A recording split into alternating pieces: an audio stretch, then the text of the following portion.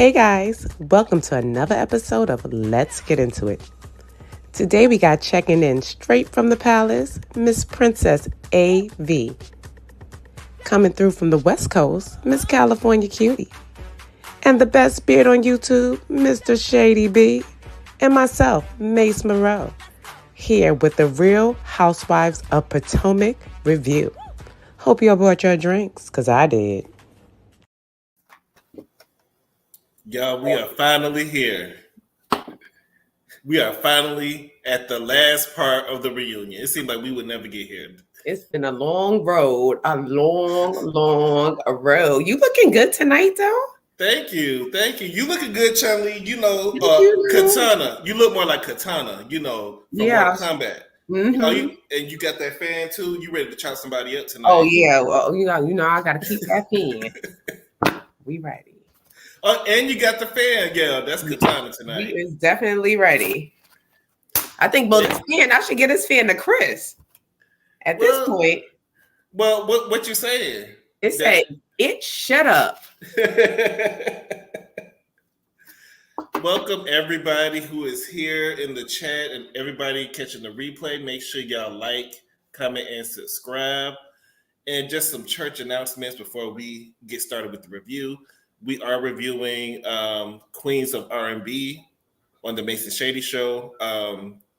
Our first review will be tomorrow at 8 o'clock Eastern. After that, we'll be doing it on Tuesdays. So this is our final episode of the Potomac review. It's been a good ride. Hey, Cleo. Thank y'all for joining us. And we're going to bring on our castmates and get this thing started. I believe they're ready. Let me know if you're ready.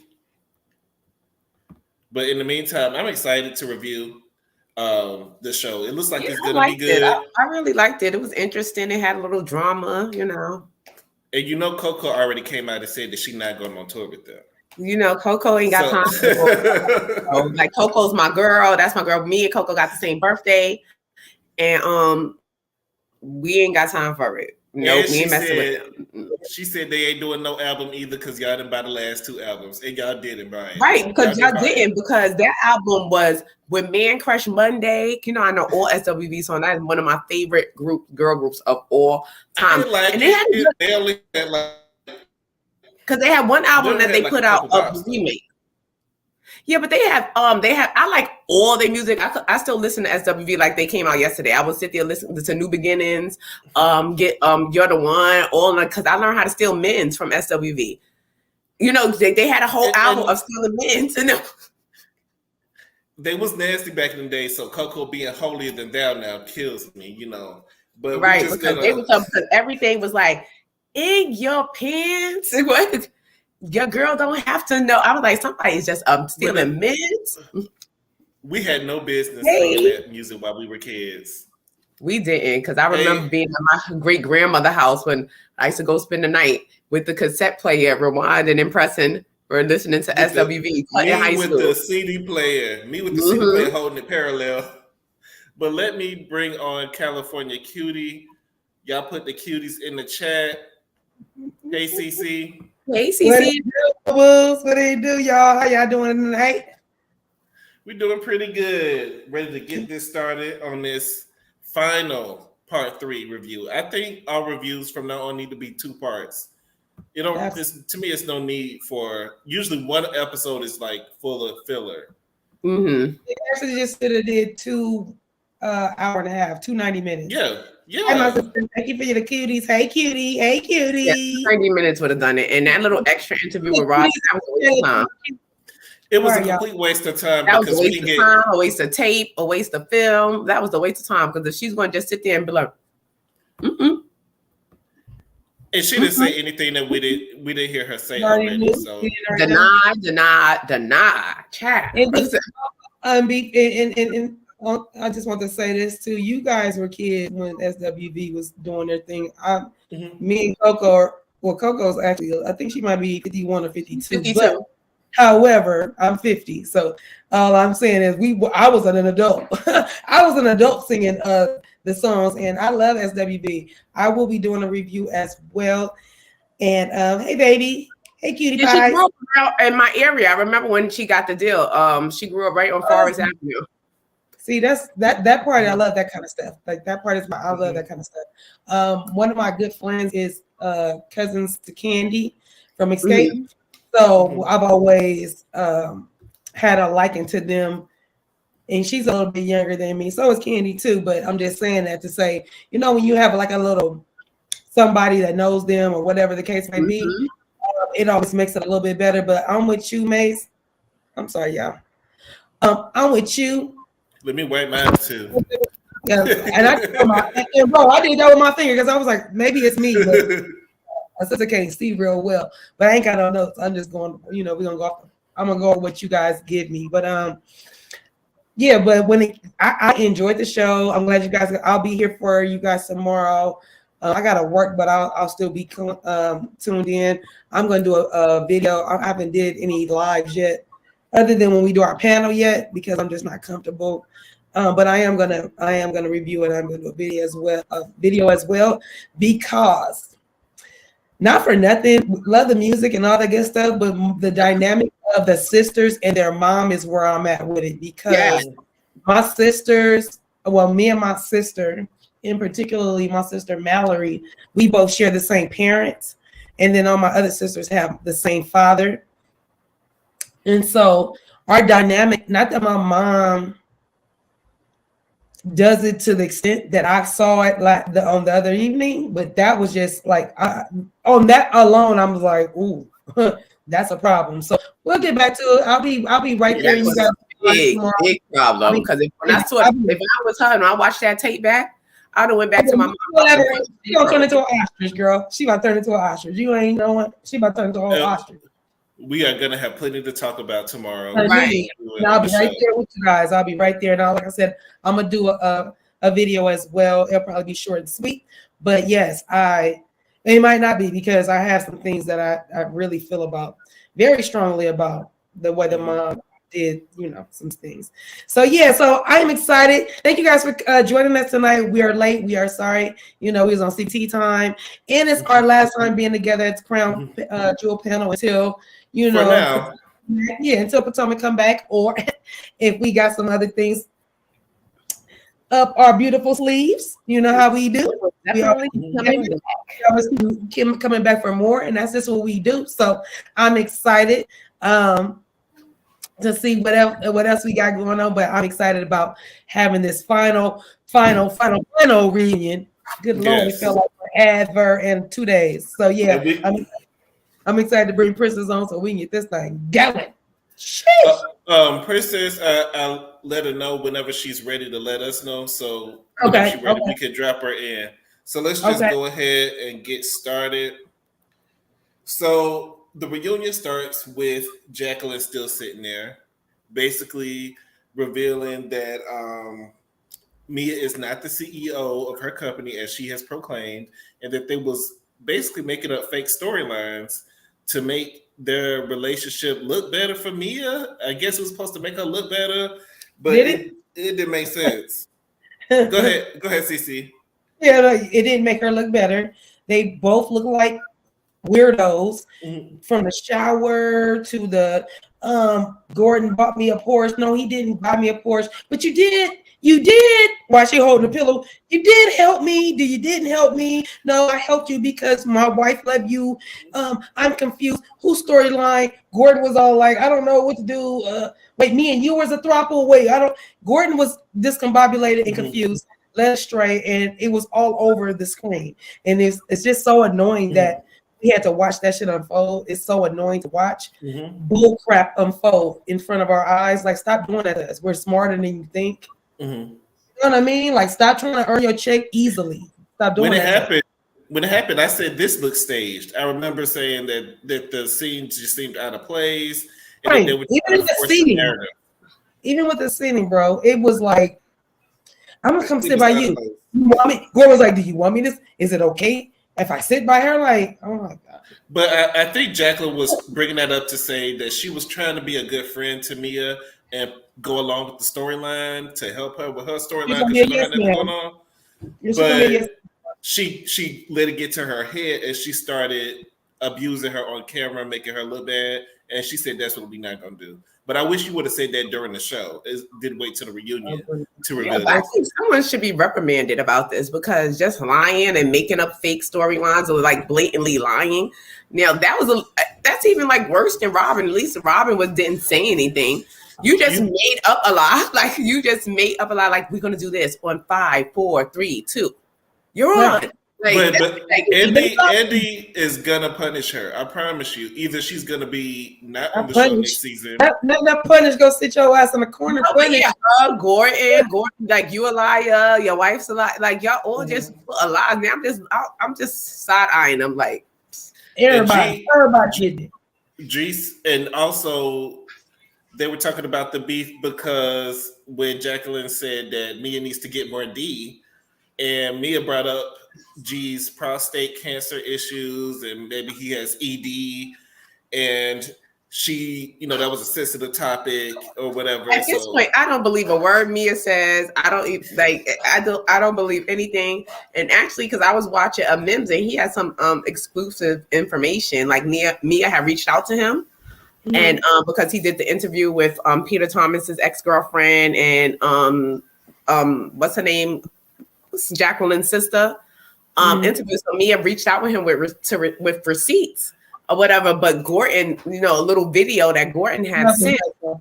Gordon was like, Mia's a nice person. Mia's very charitable. Basically, he was saying that, she'll give money to the homeless. She sees somebody on the street, but that doesn't negate the fact that she's a liar. Like you could still be a charitable liar. Mm-hmm. Like he was like, but if she gets, if you keep messing with her, Maya's going to come out. So I was like, oh, so Mia's not the liar. It's Maya. So when she turns into Maya, that's when she gets to lying. I'm tired of it.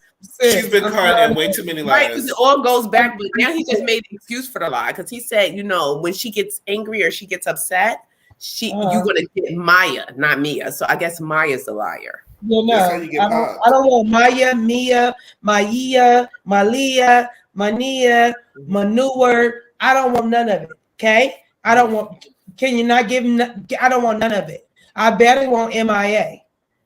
I barely want her. Okay. Yes, Cleo is right. It's too much lying on Potomac. It is a lies. Like that is the land of lies. I think it's gotten out of hand. I think a little bit of shade is okay, but that we're telling lies on people's husbands. We're talking about families. It's like the collateral damage is not really the ladies, it's the people around them. And it's becoming messy. It's getting messy. But Mia, and she definitely, Mia, if you're listening, you need to learn the art of reading. The art of reading is that you read with something of the truth. That's where the read is, because girl, it's true. You understand? So that's where the read is. You can't read with lies. Like you're just making up stuff. Like that's not like, come on now, just stop making up stuff. And, I just feel like her time is up. Mia's time is up. I felt like Andy was looking at her a little bit funny, especially later on in the episode. She was not making sense. Her lies are catching up with her, even her cancer lie. And they both look stupid with their boxes, their notebooks, their papers. Yeah. Do you want to start? I want to start. Do you want to start? Mia has a box of lies. That was nothing but a box of lies. That's why she put that box up. She didn't even pull nothing out the box. Right, that was a box. She said, I got a lot of papers. Bitch, we know. And those papers was make believe. Mia, I feel like you did yourself a disservice, Jackie, by coming on the show, lying, making it seem like they doing all this for you. How was that going to benefit you? Was you getting a check? Was they paying you? And she talking about you sleeping with married men and you got to prove that you did it. I believe she was, but I believe that they both were doing it together. And I think that's what it was. Amen. They was both doing it together. Well, it was alert. It was alert going on. That was alert. But I didn't even notice that Gordon's eyes was so light. Like, what color is Gordon's eyes? They're like pennies. No, that's correct. That's cataracts. That's when you get older and your eyes start changing colors. Like, and I'm there's no disrespect. My uncle has it, and I'm not even saying it's cataract. It's as I get older, like my uncle's eyes are like light gray, light blue. No, like, but I don't think his is cataract. I don't think his is cataract yet. But it might be. I don't know. Open his eyes. They have a hint of the racks. It could be a catar, but not the whole rack. But the whole cataract. But you know, but his eyes look like they were already light, because usually when people eyes turn like that, they turn, like you said, like a gray, like my grandfather.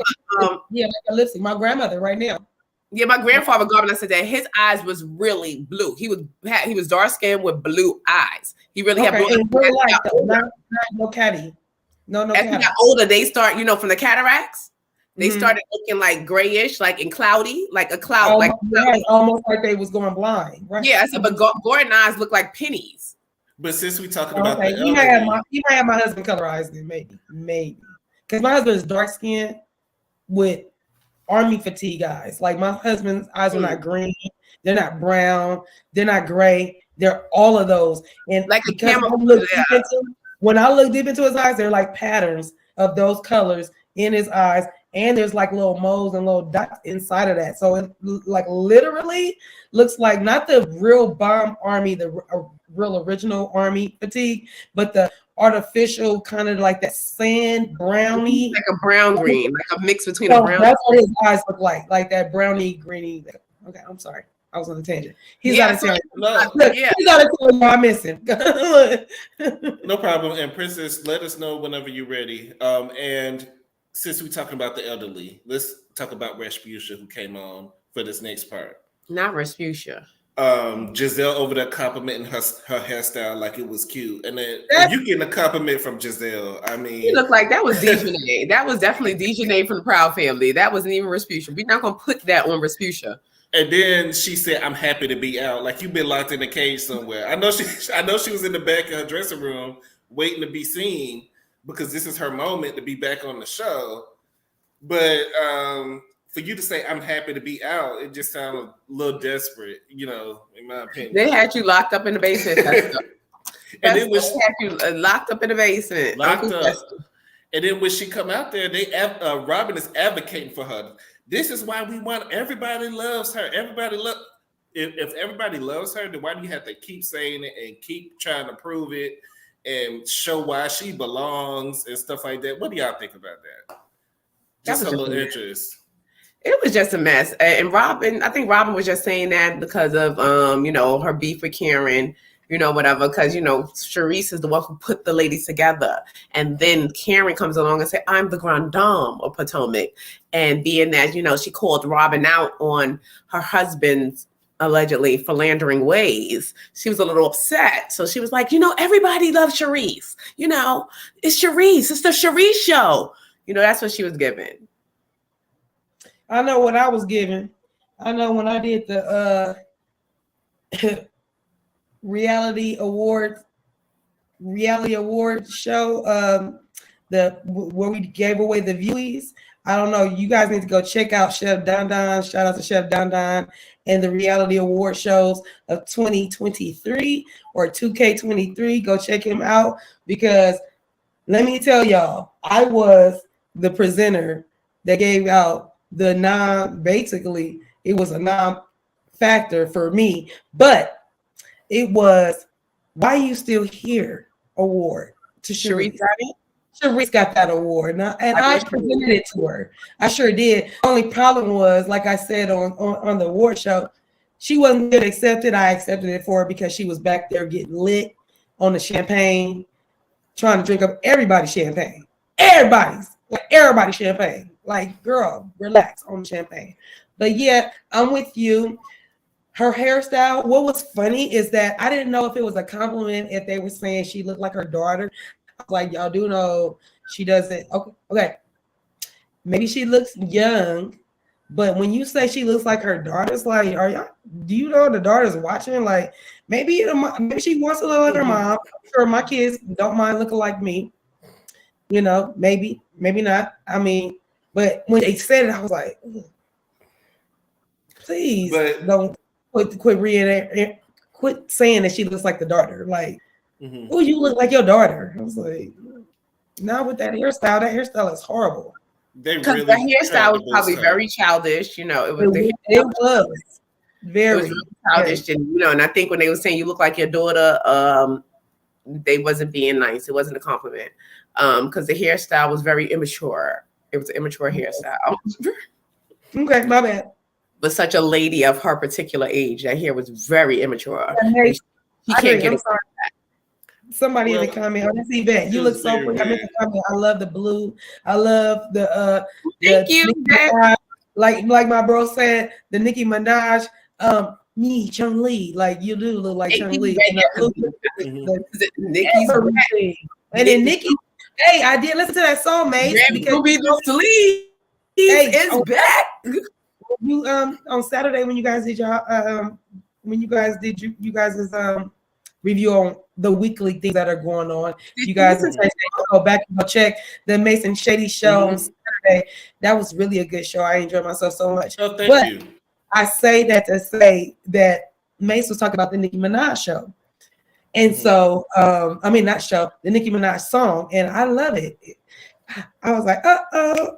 Yeah, it's giving that 90s with the Lumi D, like beat. And then she said, I don't F with horses since Christopher Reeves. Oh, my God.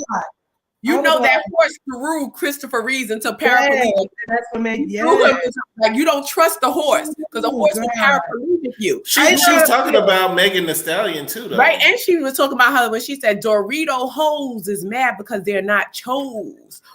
Ooh, because Meg got that Doritos campaign. That was a twofer. What?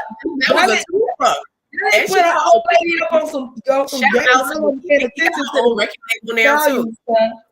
Jesus. All I'm saying is I like the song. I like the song. That song is a hit. Nicki's back in her bag. And she got her own record label now too. She just announced her record label. Oh yeah, I'm all over the place because I just, this is our last evening together. Not last, just last. This last one, don't make. We always gonna be. You act like we had a funeral. We act like we had Karen's mother's funeral. So let's talk about. Might as well be the way we had to be at these damn watching these. I'm not gonna be at the funeral because I'm not traveling. I'm not traveling to go to all the way to her funeral for her to act like I'm not there. Oh, Charisse. Oh, okay, never mind. So it's hard for people to understand how Karen feels, but I get it. There are people who do nice things just so it'll look like, hey, I did this for you. You gotta like me now. You gotta, let off on me a little bit because I did this for you, or I was there for you and nobody else was. And I feel like Karen is entitled to feel how she feels. If she don't F with Charisse, she don't have to F with Charisse. And that's what it boils down to, is she don't F with Charisse. She don't like her.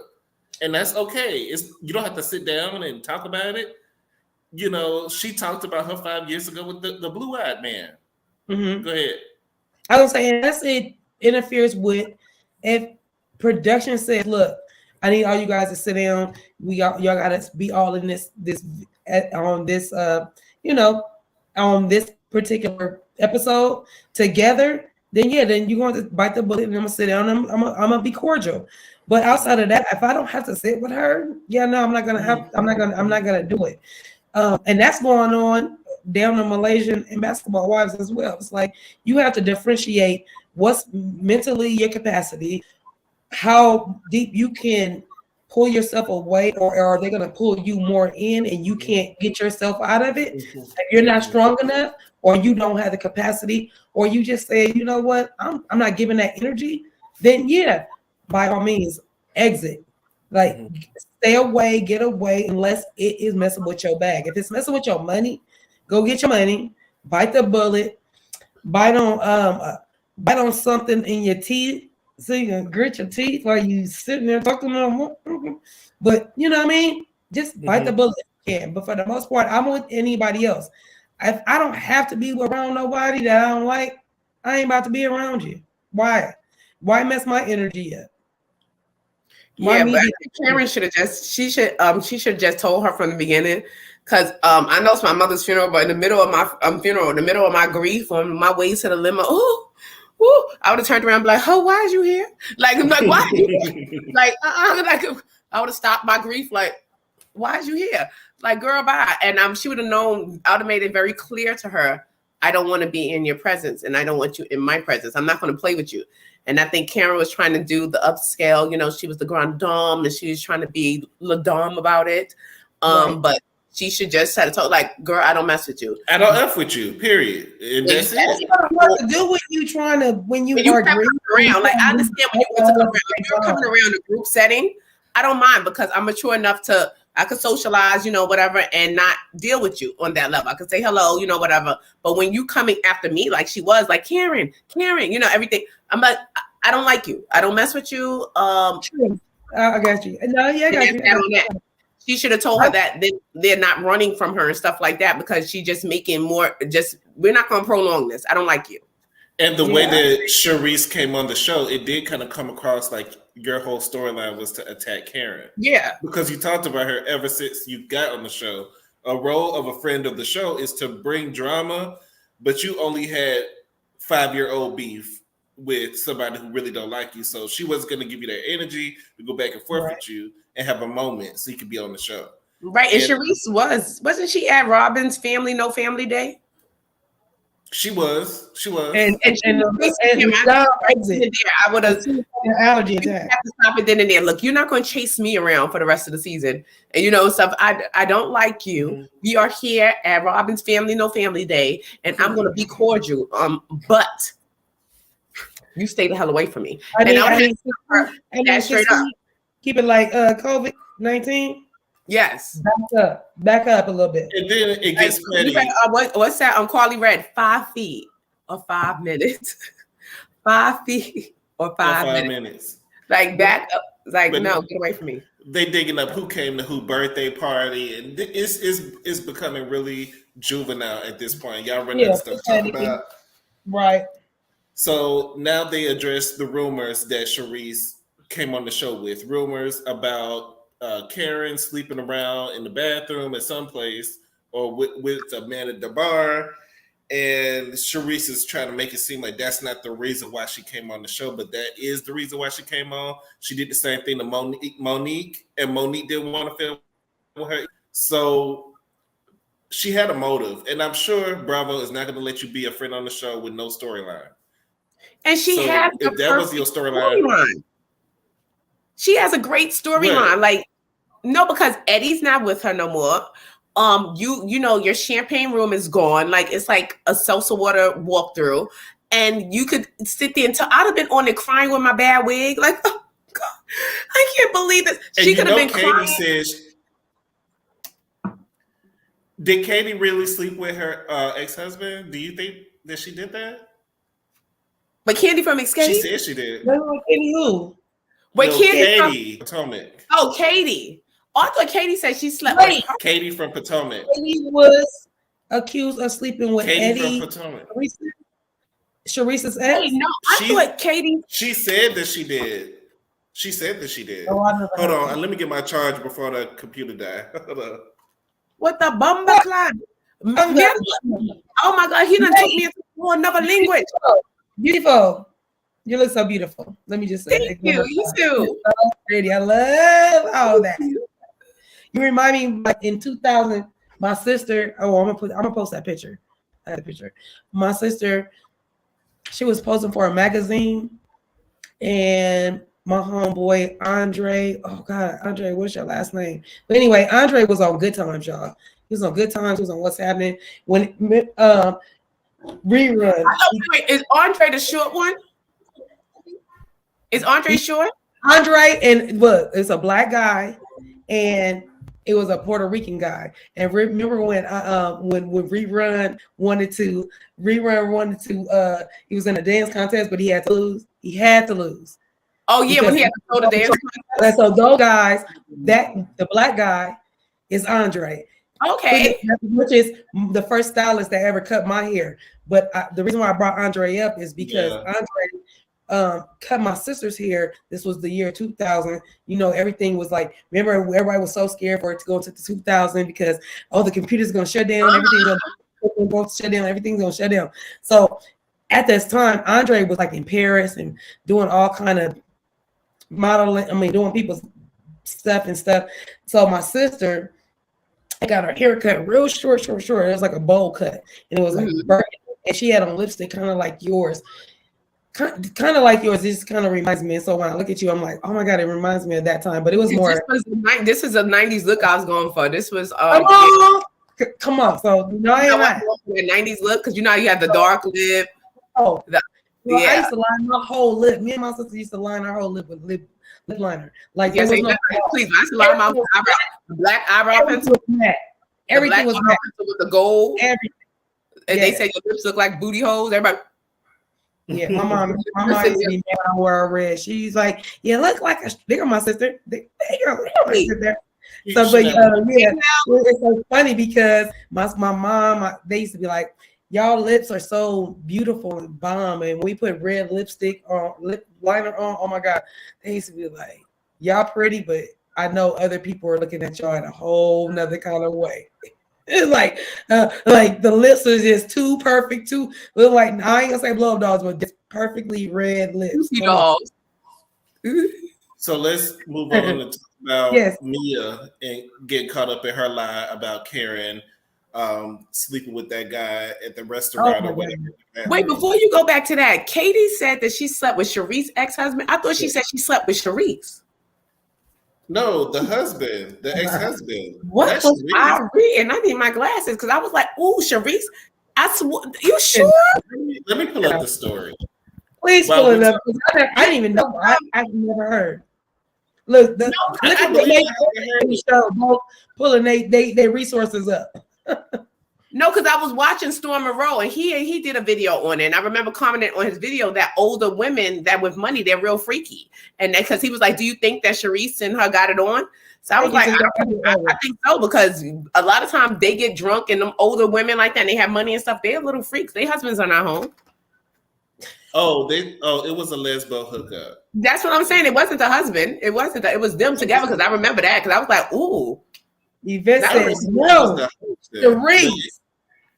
A lesbo hookup with Charisse, I believe. Yes, and I said I can picture. She said after that party when we slept together, and I was like, she said, "Why would I lie?" She said, "I told my mother too, and I didn't lie." And I was like, that Charisse, I don't put it past them. They are freaks. Them older women with money. But if you having freaks menage a trois with Katie, why are you talking about Karen? It wasn't a menage a trois. It was a one-on-one. Her husband wasn't there. It was just Charisse and Katie. No, that was just a menage a two. Everybody knows. I'm the last to know. I'm the last to know. I don't know nothing about this. The husband, the husband was not involved. She said that. Remember, she said after that party when I slept with you, and Charisse denied, and she's like, "I don't lie," and Katie was like, "I don't lie because I even told my mother," and I was like, "Woo." Because he did a video saying that, Storm Monroe did a video saying that, "Do y'all think it's true?" And I was like, "Yep, hell yeah." They got drunk off that champagne. I definitely agree that I think it's true. It makes more sense that you said that it's Shasha and not Eddie. Because I'm like, Eddie wasn't even there to sleep with her. So why you sleep with the ex-husband? Like, that's just stupid to me. No, but Eddie wasn't even trying to sleep with Charisse. So he wasn't trying to sleep with both of them. He was like nobody knows. I'm with you. Maybe that's not even nobody Karen was talking about Charisse being. Yeah, she said I told Karen and I be the she. Oh, you ready? Princess is ready. You ready? Well, she said she told Karen and her mother. I'm sorry, we was talking about allegations. Hold on, let me put the alleged banner up. You just talking about allegedly. Please, bro, please, is alleged banner. Come on. And come on, she came straight out the path. She was out here. So I'm the only one that got a mess. I feel a mess. Are you looking though? Look, I'll be right back. I'm gonna make my light behind me blue because y'all playing with. The princess came out here like Daenerys Targaryen. Come on, Danny. Enters the throne. Yes. My face is all flushed. Look, I couldn't. It's allergy season. We all getting it. That's this dust from this apartment. I found the camera, and then we found one cord. Then we couldn't find the power cord. Then I knew I had a battery pack. Now I can't find the battery pack. I was like, look. It's too much. The camera, like it is just too much. It was a lot. It was a merch. It's a big merch. And I'm already right. I'm like, Eddie is not here for Charisse. Eddie was like, I don't even want Charisse, so don't even. She said Charisse, okay? That's why I was like, you said that. I'm like, that girl said, well, because I was like, all this time I've been all excited about it because I'm like, So it was Eddie. Like, I was shocked. I was like, a little more information. I think Kate is really trying to be on the show, so she's putting this stuff out there to. She trying hard, but I believe Katie just say they licked your coochie just to be saying it. I believe Katie, and you see how Katie was at, like Katie gets a little drunk, and Katie is like she probably down for whatever allegedly when she gets drunk, and Charisse look like she's like one of them, like I'll be with it, Anybody who looks her way, she gonna say yes. So we just gonna. Shasha was loose allegedly. They said she was loose. She was a slut from the 90s. Look, she was a basketball cheerleader. Hey, man. Hey. I just gave my whole son, my 13-year-old, a whole spiel about sluts, HOEs, prostitutes, the difference between what we can do with our. I just gave the whole. I felt like Amber Rose. Never mind. Let's go. I did though. From the night, just like Larsa Pippen up there dating Marcus Short. And he a Pisces, so that's disgusting. And he's smart. that Larsa ill. She's a slut. Larsa just been around the way. She just free. She's Gucci ain't free. She know who to pick. No. Yeah, she know who to pick. She gonna be broke. What's his name? Scottie Pippen is somewhere like these. This is the mother of your child. This is the woman you chose, Scottie, with your Lord. Scottie Pippen not handsome. And now she with your teammate. Look. I ain't Michael Jordan. She with your nemesis. That's your nemesis, son. That's not even your teammate. That's your mortal NBA. I don't think it's that. That's your mortal NBA enemy. You did not like Michael Jordan, and now she's sleeping with his offspring. It's disgusting. Like this girl has no morals at all. That's why. She just getting hers. She's a Kardashian. Hey, if y'all like it, hit that like button. Hit that like button. If you don't like it, hit that like button. We got one more segment to talk about before we go on break. Let's talk about Robyn and her 3-year engagement on the show. Wait. Hey, Shady. Mm-hmm. Oh, I need a nail file because this is also Karen. Whenever Robyn was talking, doing her nail. I was right here too. I'm mad that she brought one. Oh my! I am mad because that was foul because that's getting all over your dress. You look shady getting all over your dress. Hey, Robyn. Hey, Aaron. Hey, Ashton. Yes, make sure y'all like the video. Like my sister. Jezebel was not invited to the wedding, which I find surprising. There is a prenup. It's 50-50, but there is no fidelity clause. You mean what Charisse was trying to say and she was all against it? Okay, go ahead. I'm listening. But we know Robyn lies on camera. She's been lying on camera, and I think Bravo is tired of people lying on camera. They're doing cash shakeups all over Bravo, so don't think that your position won't be filled next season.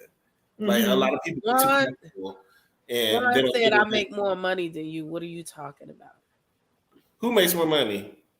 Why? Juan wasn't here for it. I don't really believe that they're married. I want to see a marriage certificate. No, Robyn ain't got nothing in stock. I think they got married for financial reasons. I think they had a ceremony.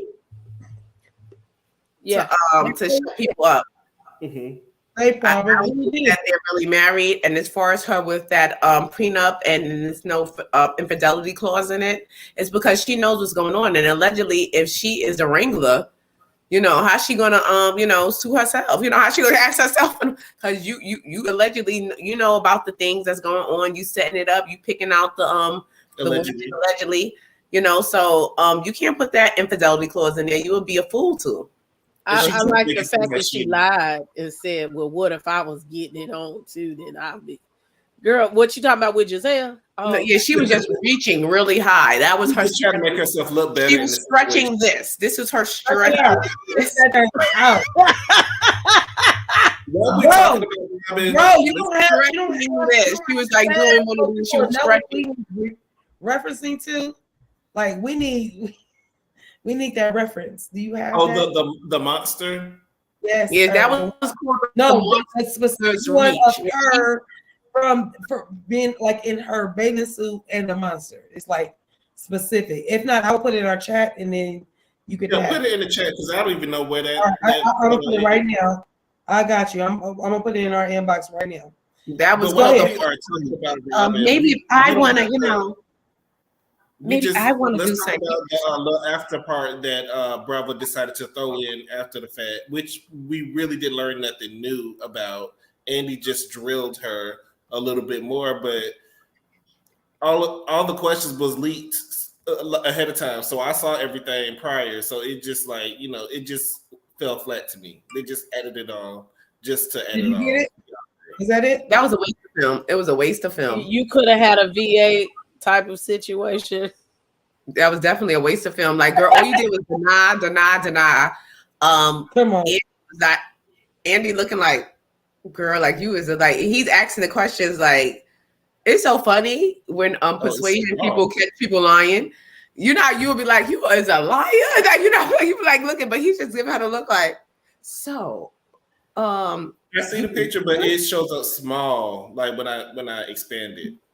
That's probably why he told her. It was a small picture. Let me see if I can make it bigger for you. That's probably why he told her, like, you're about to lose your job. I think he was just applying pressure to Robyn to see how she'll do. He wants her to save her job. So maybe he was just applying pressure to see if she can get her way out of it. But it just sounded stupid. It doesn't make sense. It was, and you could just see all over her face. She was lying, and she was nervous drinking. The drinking was going. She was like she was nervous drinking. Like you could see, like the girl, like she was putting up PR skills to the test. Thank you, Rara. She did a good job at deflecting and lying. Yeah.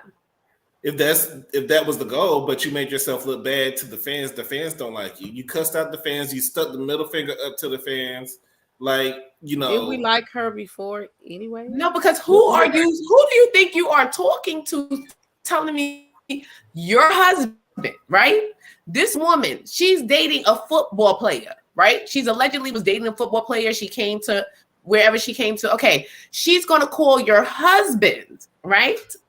To come put his card down because she lost the card when she's dating this football. Like, it just did not make sense. And Robyn, before you tell that lies that you want to protect your husband with, get a lie that makes sense, because that one did not make sense. You should have been like, yeah, he made and at least like, I don't know what happened. He said nothing happened, but I don't know. She should at least did one of those. Yeah, that's her. That's why she was reaching with that lie. It was that was her reaching. It was the reach. And still passive aggressive with Miss Karen. She has so much hate for Karen. It's really underlying it. I'm trying to figure out what's the reason why you don't like Karen so much. Because allegedly Juan's mistresses all look like Karen. But you know it's true. You know it's true. Why are you mad? Why are you mad? You know how some people are, when you tell them the truth, they get upset. She can't handle the truth. I was here for Ebony. Didn't need to be there. They could have just told Ebony, "We'll have you come back another day," because she was not needed. She was really not needed. Who's Ebony? Exactly. Nobody. No, for real. Who's Ebony? On Watch What Happens Live, Ebony is the lady. The girl that was sitting next to oh my God. Oh, the lawyer. She answered like 3 questions, and that was it. Yeah, well, her eyeballs and her everything was telling enough. I was she couldn't even bring her law degree. She couldn't even bring that to defend that, because she was looking at like, girl. I'm just not gonna say nothing. I think Bravo is gonna do some chopping next season. I really do. They're gonna chop Charisse. I'm sure they're gonna chop Mia. I think they're tired of Mia. and Robyn is up for the chop. She might be a friend to the show, but I want Katie back. I want Katie back. I want Charisse gone. I want Robyn gone. I want Katie. I want Giselle. I definitely want Candace. Candace, I believe, is the MVP of the season. She's been my favorite this season. She fumbled the ball. We're gonna get to it, but she fumbled the ball tonight on colorism. But I don't think she fumbled the ball. She was just passionate. She said what she said. She said what she said, and we're gonna go on a quick commercial. They're not bringing Katie back. They're not trying to bring Katie back because of the allegations that she said. No, listen, she said she was on drugs, and like the way what she did, like leaving them hanging on the vacation. Apparently, she's done a lot of risky behavior type of things, and they don't want to take that risk of her being back on the show. I think at best they will make her a friend of, at best. Yeah, at best I would like to see her even as a friend of. Like, so you saying she's a Tommy Lee of Potomac? She's a liability, basically. Bravo does not want to be sued. For sure. Yeah, for sure. I give her Tommy Lee. She's a Tommy Lee because Love and Hip Hop has a kick us to the curb quick. Like, we are not going to be liable for this mess. So we're gonna go on a quick commercial break, refresh our drinks. Make sure y'all like, comment, and subscribe to our channel. And when we come back, we'll talk about the men joining the reunion.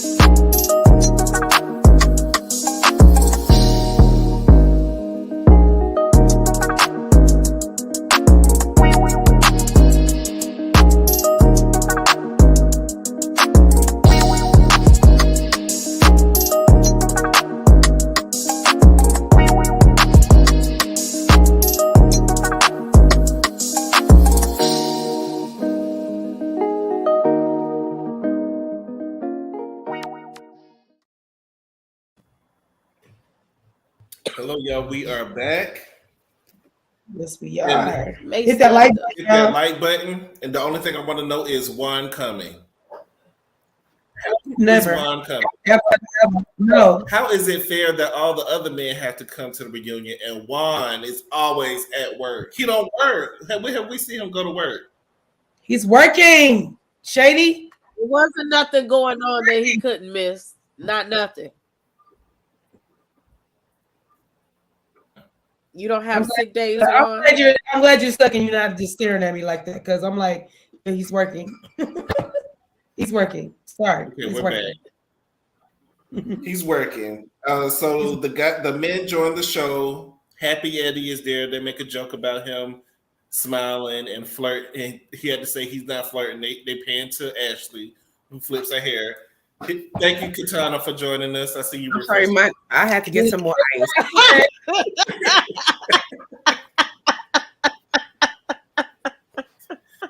So Gordon is sitting there. So they start talking. She went and got a drink. Drink. So we talk about have a serious conversation about Gordon's health, and not Gordon's health, Mia's health. Yeah. And Gordon gets emotional, and I kind of felt him on this. He was talking about how it is when you go to the doctor and they don't know what's wrong with you, and you keep going back, and how your mind plays tricks on you, and how you always have anxiety. I understand what it's like to go through a health scare. I get it. So I felt him on that. So that was good to see that part. I wish parts like that are shown on the show instead of all the superficial stuff, like some of the real stuff. I wish that part is displayed more, because even Giselle, you didn't even really go into you started to at the end of the last episode, but you don't want to have an emotional breakdown. And that's terrible, because that's what we are known to do. Like us women, we are known to have emotional breakdowns, especially about your daughters thinking you were going to pass away during a surgery that was supposed to take 3 hours, and now you promised them that you were coming home, and you're not going to tell us that you're. And they don't want to talk about it right now. Bitch, break the fuck down. Break down, break up, do what you got to do. Because right now you're looking like a robot. You're looking like you are emotionless, feelingless. She don't have no empathy for nobody. Yeah, she has no empathy and no sympathy and no compassion for anybody. She's just like so. Even when G was getting emotional, I don't think she's just not an emotional person. Some people are not emotional. He's not, because I'm not an emotional person either. I'm very but I can feel empathy for a person. Like, you can tell that I care about you. I'm not gonna just because I'm not crying all over the place, because I'm not emotional. Like people, like, I'm good with handling like deaths and stuff like that, because I'm not gonna be like, I don't fall out crying. I'm not emotional. I'm very thing. So people can't really read my thing, like, because I could be sitting and talking. So people's like, I don't think you like me. No, actually, I really like you. You know what I'm saying? Like, I'm just sit there. I'm not an emotional person, but she's just like, she's trying to be stoic and like, and it's just not coming off right as far as this reality show. Botox is some of that comes from the surgery. Like, no, because she didn't have her neck wouldn't be hanging the way it was hanging. Like, Mm-mm. Did she get her neck done too? Because her neck looks weird in proportion to her jawline. No, but I think the neck was like pulled because of the tight suit. It's like sucked in. Right, because this is if I had sewed some sleeves on this, I think I'm gonna cut it because it's very long. I'm gonna sew some sleeves, or at least this part on it. I get, I'm a Pisces. I get touched. I get emotional sometimes, and I understand him. He was. No, you guys are dramatic more than emotional. You guys are a little bit more dramatic than emotional. I think it must. I think it must be a character trait, like me and Mace, because that person, I really to get emotional. Either I'm far extremely hurt and I don't do, the crying outwardly, or either I'm mad than a mother. You probably get more crying or more emotional out of me about my anger. Yeah, if I cry, like if I'm mad, like if I get extremely mad, you need to go run for cover. Right? Yeah. I remember like very frustrated or whatever, because I barely cry. People like, do you cry? Yeah, I cry. You know what I'm saying? But I barely cry. So like people, if I cry, like, ooh, you run, or I'm really hurt or in pain. Like, I just felt like for G being a man crying, I felt like he was opening up and being real. I enjoyed, but I appreciated that he. It makes him seem like it's not like do it in the script. Like at this point, was it in the script, G? Was it? Like, was it in the script? It was. He did his part. Like his tears was real. They was y'all didn't buy it. You wouldn't cry if your dick didn't work. No, because it could have been true, but right there, there was no penetration because he has ED, so there was no penetration with me as friends. He could, because that's probably why that tongue was out like that. Like, he probably like, How you do it? I don't like the word penetration. That's probably why that tongue was out. That can mean anything. Before setting, you could have been doing this. You never know. Right, at 9 o'clock evening, I don't want to hear the word penetration. Like, wait till 11 o'clock. Like, I don't want my kid to be like, "Mommy, what's penetrate?" Like, I don't use those kind of words. Like, don't talk about that kind of stuff. Like, stop. I don't want your old ass to tell me about I didn't penetrate nobody. Well, I think he tried to use a nice word. He didn't say intercourse. Yeah, but he didn't say he hit it. You know what I'm saying? What you just did, it still leaves a lot. I think intercourse would have been the correct term, though. He could have went the Bill Clinton right. I didn't have sexual relations. Right. So he had sexual relations, but he didn't have intercourse. If you're doing this, that's related. That's relation. not according to Bill Clinton. He did not have sexual relations with that woman. Yeah, I didn't penetrate either, and he did. But what he did was bad. So shut up. Stop it. Why is it bad? They all consulted adults having triangles and family reunions. Yeah, we don't know if this was a lie, but Gordon, it was. Mia probably ain't felt her face since 2005. Probably not. True. Her face is definitely giving. No, because we got the picture. She just got money. Okay, she just started getting her face fixed. She been with G. Let me tell you something. G is not her first man with money. G is the man that married her with money, because a lot of men with money, a lot of these women date men with money, but it takes a while for them to hook a fish that's foolish enough. That will marry them. That I want to know because we got the picture. We got the picture. She couldn't afford the coochie and the titties. She probably got a face injection. She probably went because she couldn't have the face. When she married G, she had a regular face. But she should stay with her regular face because and freckles. What's that line from The Craft? Stiff as a board, light as a feather, stiff as a board.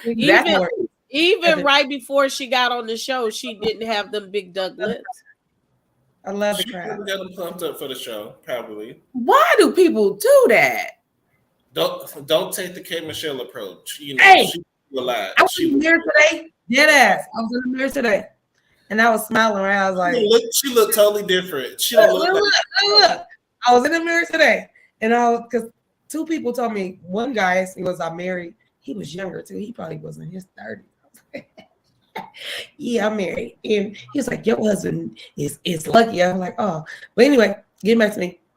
I was in the mirror, and I was like, "Okay." So when I smile, let me do this.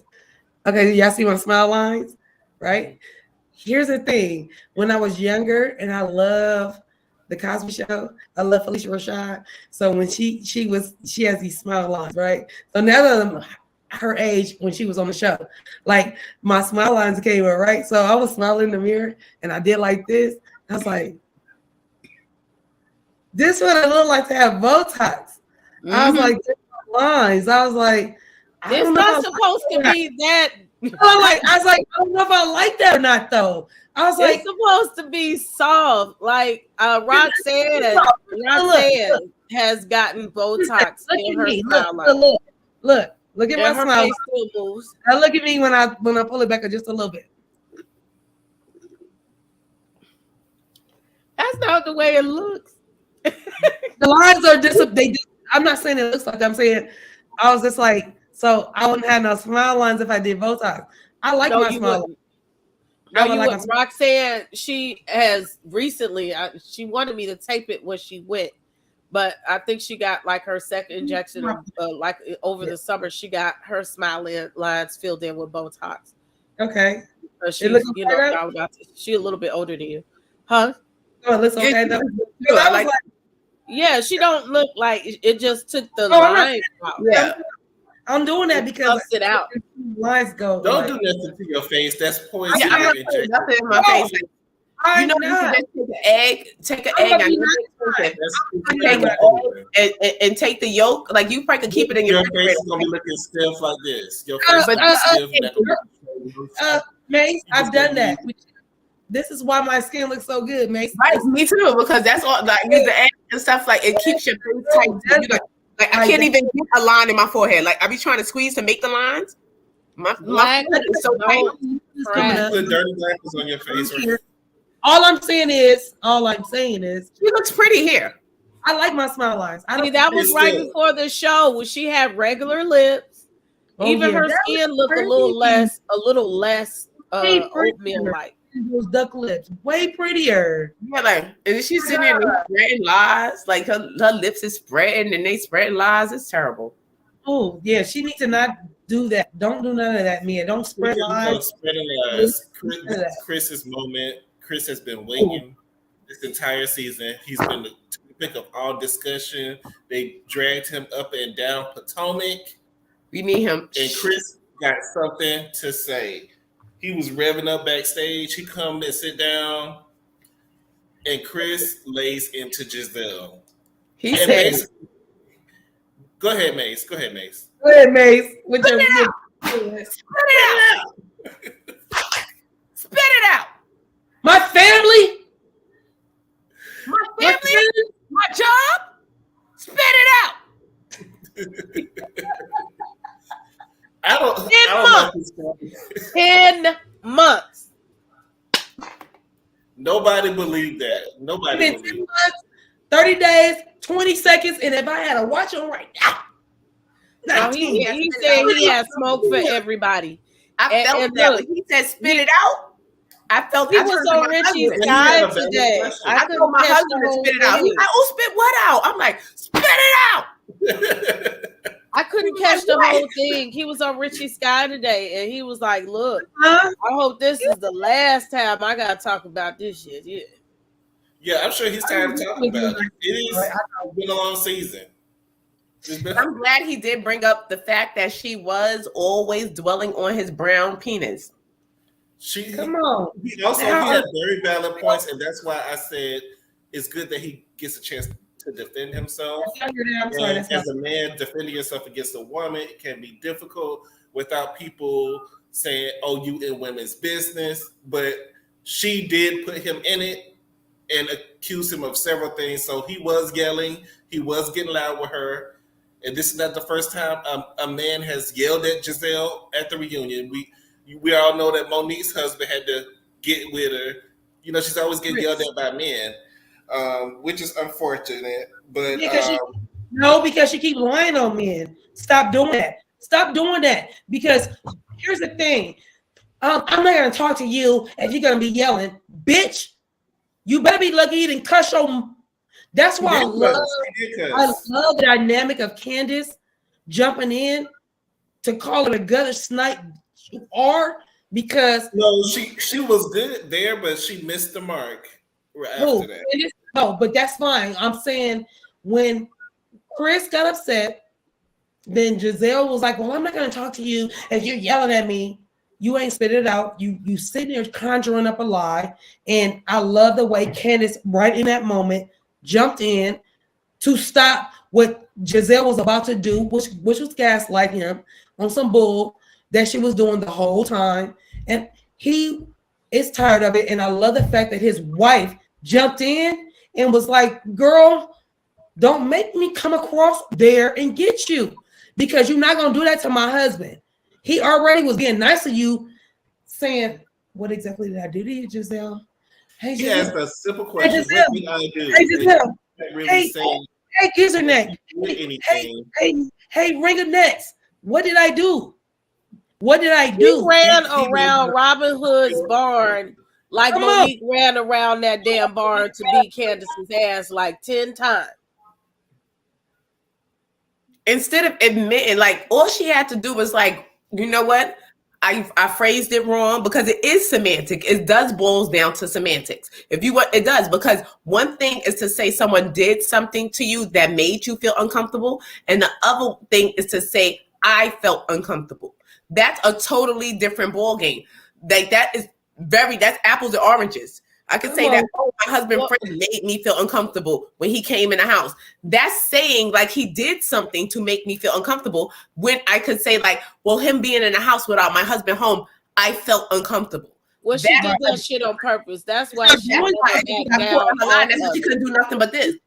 She never backed down off of it, because she still wanted to villainize Chris and Candace. And she knows, like, I'm gonna tell you, some women, they'll mess with your man because they know they can't mess with you. You know what I'm saying?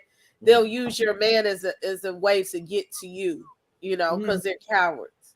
Right. Mm-hmm. And she loves to target men, so that's why she won't bring one on the show, because she don't want them to be targeted.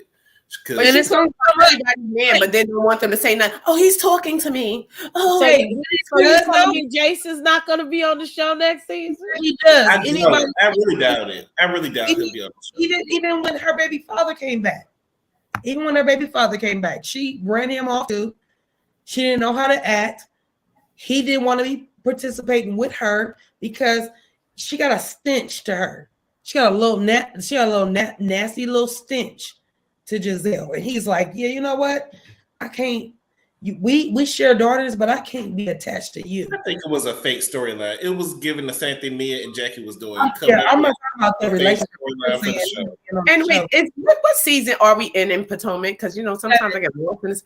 We're in 7 seasons. Out of every season, 1, 2, 3, 4, 5, 6, 7. Out of 7 seasons, did Giselle ever have a man stand behind her? Yeah, no, not behind. No, she was dating a birthday.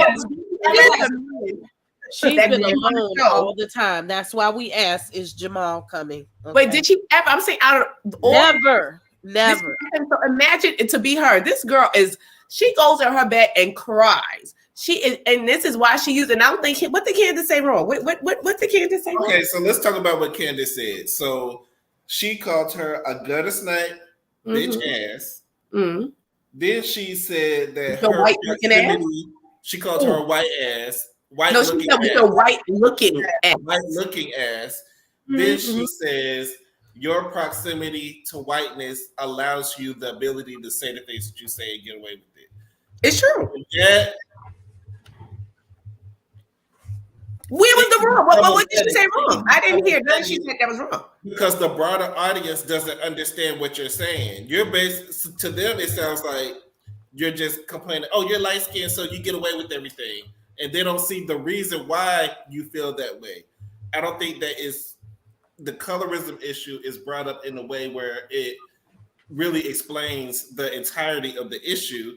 It's just like superficial, like surface type stuff.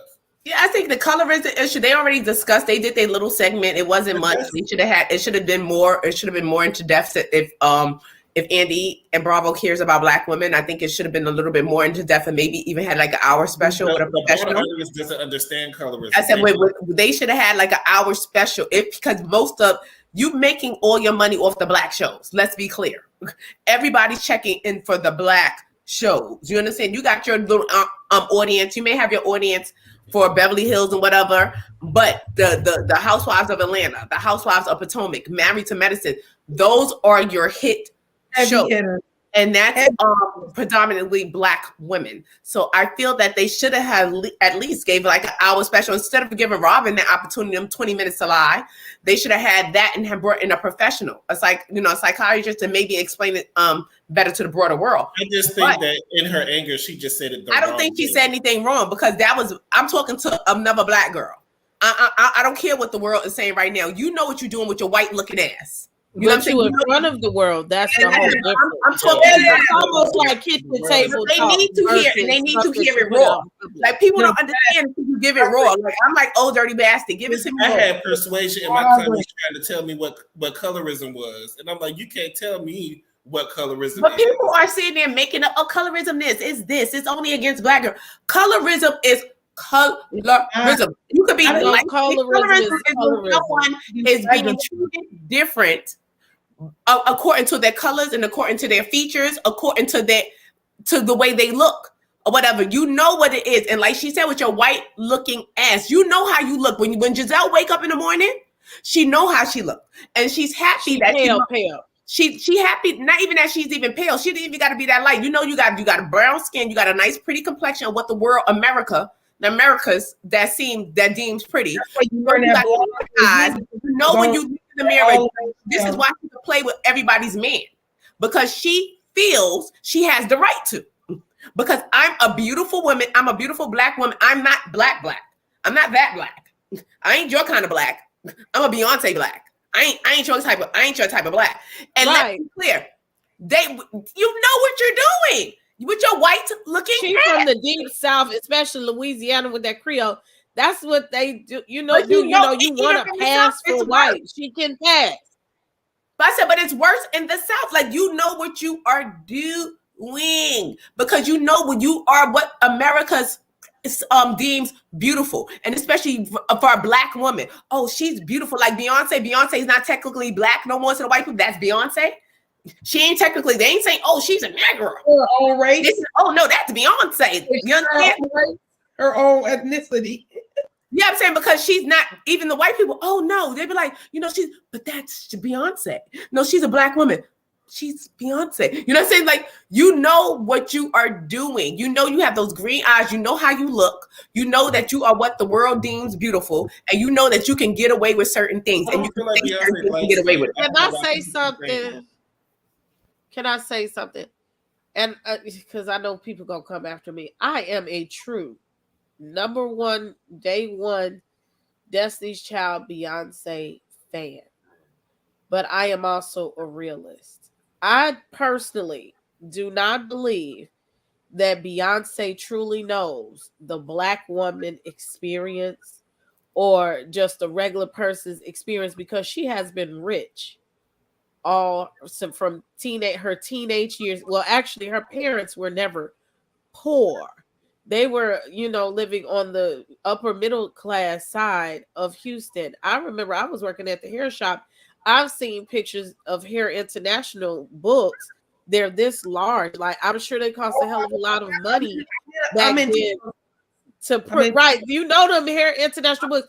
And that's the company in the salon that her mom owned. And her dad worked for Xerox. Like, they weren't poor ever. And they put all their money into the group, into Beyonce. And then by the time you're 15, you're a millionaire. She does not really know the Black woman's struggle. So I don't understand why we put her up on this pedestal of the opinion. I'm not saying she ain't encountered racism. Let's be clear. I'm sure she has. But she doesn't know the struggle of a Black woman, or, real colorism like we have. Yeah, but it's just and this is why a lot of Black women get offended, especially like sometimes women that's half white and half Black. Sometimes Black women, regular Black women, can get offended because, like, you didn't have the same struggle. You're sitting there being a half. You don't know what nobody. But no, it's not that. But you know, because I can tell you, even for me myself, I got away with it. The way I got away with it because I'm lighter skinned. I remember stealing in Woolworth with my dark skinned friend. When we got caught, they said, "Did she put you up to this?" Right. They gonna blame it. They said, "Did she put?" Now I could have played, and I could have used my light skin for evil. And we're like, yes, she did with her Black ass. You know what I'm saying? Like, I could have used my light skin for evil, but I did not. But like I said, you get away with certain things from the way you look, your complexion, being Black in America. Let's just be honest. It's just the truth. It's just what it is. And we can sit there and sugarcoat it. Oh, no, it is. It's and the truth. My mother is a light-skinned Black woman. She used to have a Coke bottle shape. And she rests on pretty privilege and light skin privilege. You ain't have the same struggle as a regular Black woman. Just like certain, like the mob, certain like half, and they like to fight for Black. They love to fight. Oh, as Black women, and it seems like pandering to Black women, because a half white woman will get up there and be like, as a Black woman, and as a Black woman, and as a Black, and you just like, wait. You had a white mammy. Your proximity, you had a white mama, a white father that slid you into places, and you may have gotten certain opportunities. Has a white husband, and so but she may have a white husband, but she is not a white. She's not light skinned. She's not even light brown. White husband.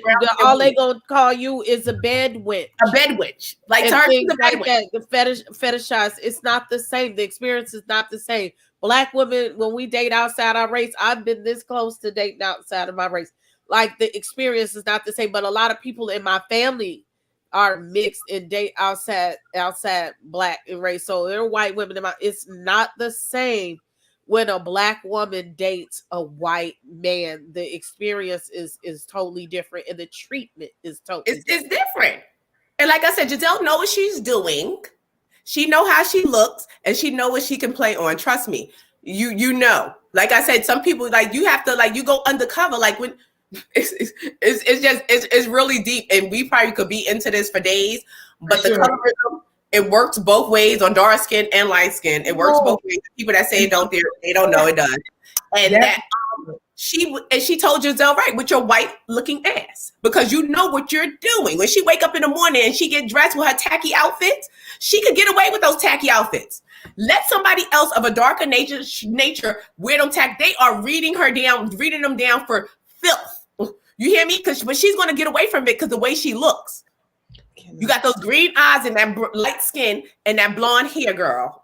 You're going to get away with it. You're not going to get away with the same thing. She can't do the same thing Charisse does. Like, Charisse can't do the same thing. And Giselle knows that. They think she's a white woman. Reason why, because like I said, I was my grandmother said like your life would be better because you're lighter. Don't get no dark man. Don't have no dark babies because your baby, you want you to have a better life. And it is what it is. It's just the truth.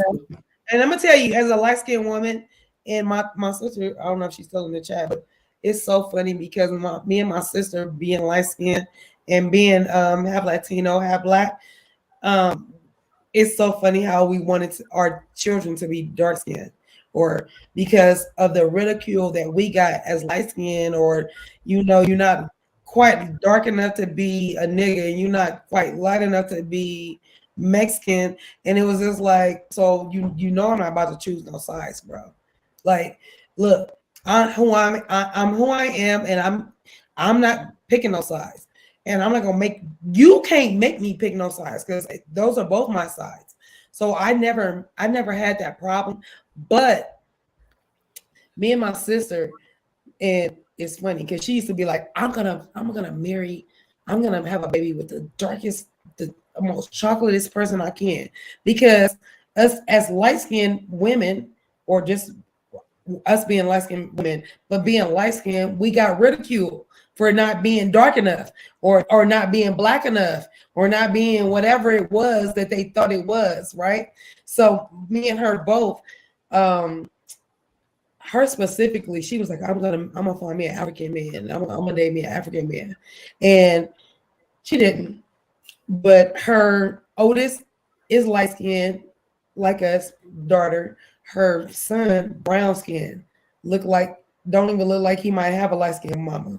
And then her next baby is light skinned. Me. Both my oldest kids are light skinned because I had it with a half Black, half white man.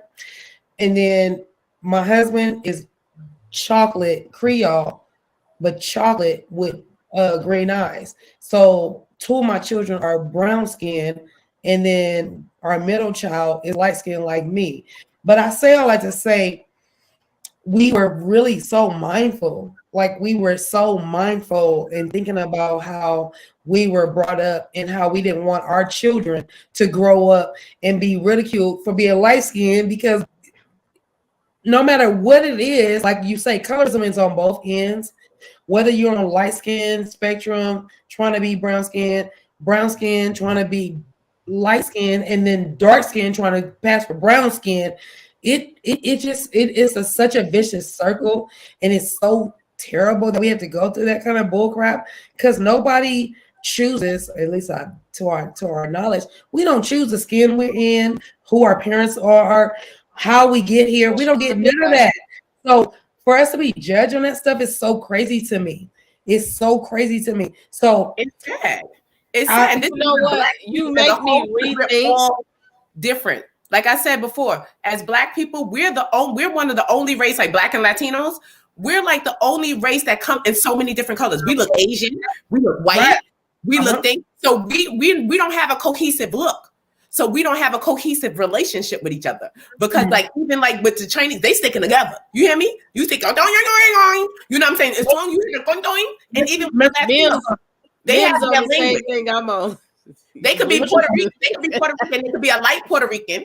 Even if they discriminate against a darker Puerto Rican, as soon as they open their mouth and they say guala guala, they like, oh, what? You know what I'm saying? Because they have that language to connect them. We don't have anything to connect us, and we all look different. We could get dark. We come black as midnight and light as a loose leaf paper. I can pass. I can pass. If I do my hair a certain way and I start speaking fluently in Spanish again, like, I can pass for Boricua. Yeah, because people when I go in certain neighborhoods, like, but I'm got a lot of stuff are mixed. But that's not the point. The point is that as Black people, we all need to come together. We all look different. We're not going to change. We're going to keep having kids that all look different. But we do need to come together. Did you hear what I said? Like, did you hear what I just said? Let's go back. When I was talking about me and my sister, we specifically was not even in competition, but was like, we want brown skin babies because of what we went through as light skinned women. So while we all, unless you are taught or understand the dynamic of colorism, why it's not that big a deal. Like I didn't even know, like I didn't know I was light skinned. I didn't know I was Latino until I was like in junior high school. Because to me, we all the same. You know, they preach that in elementary school, right?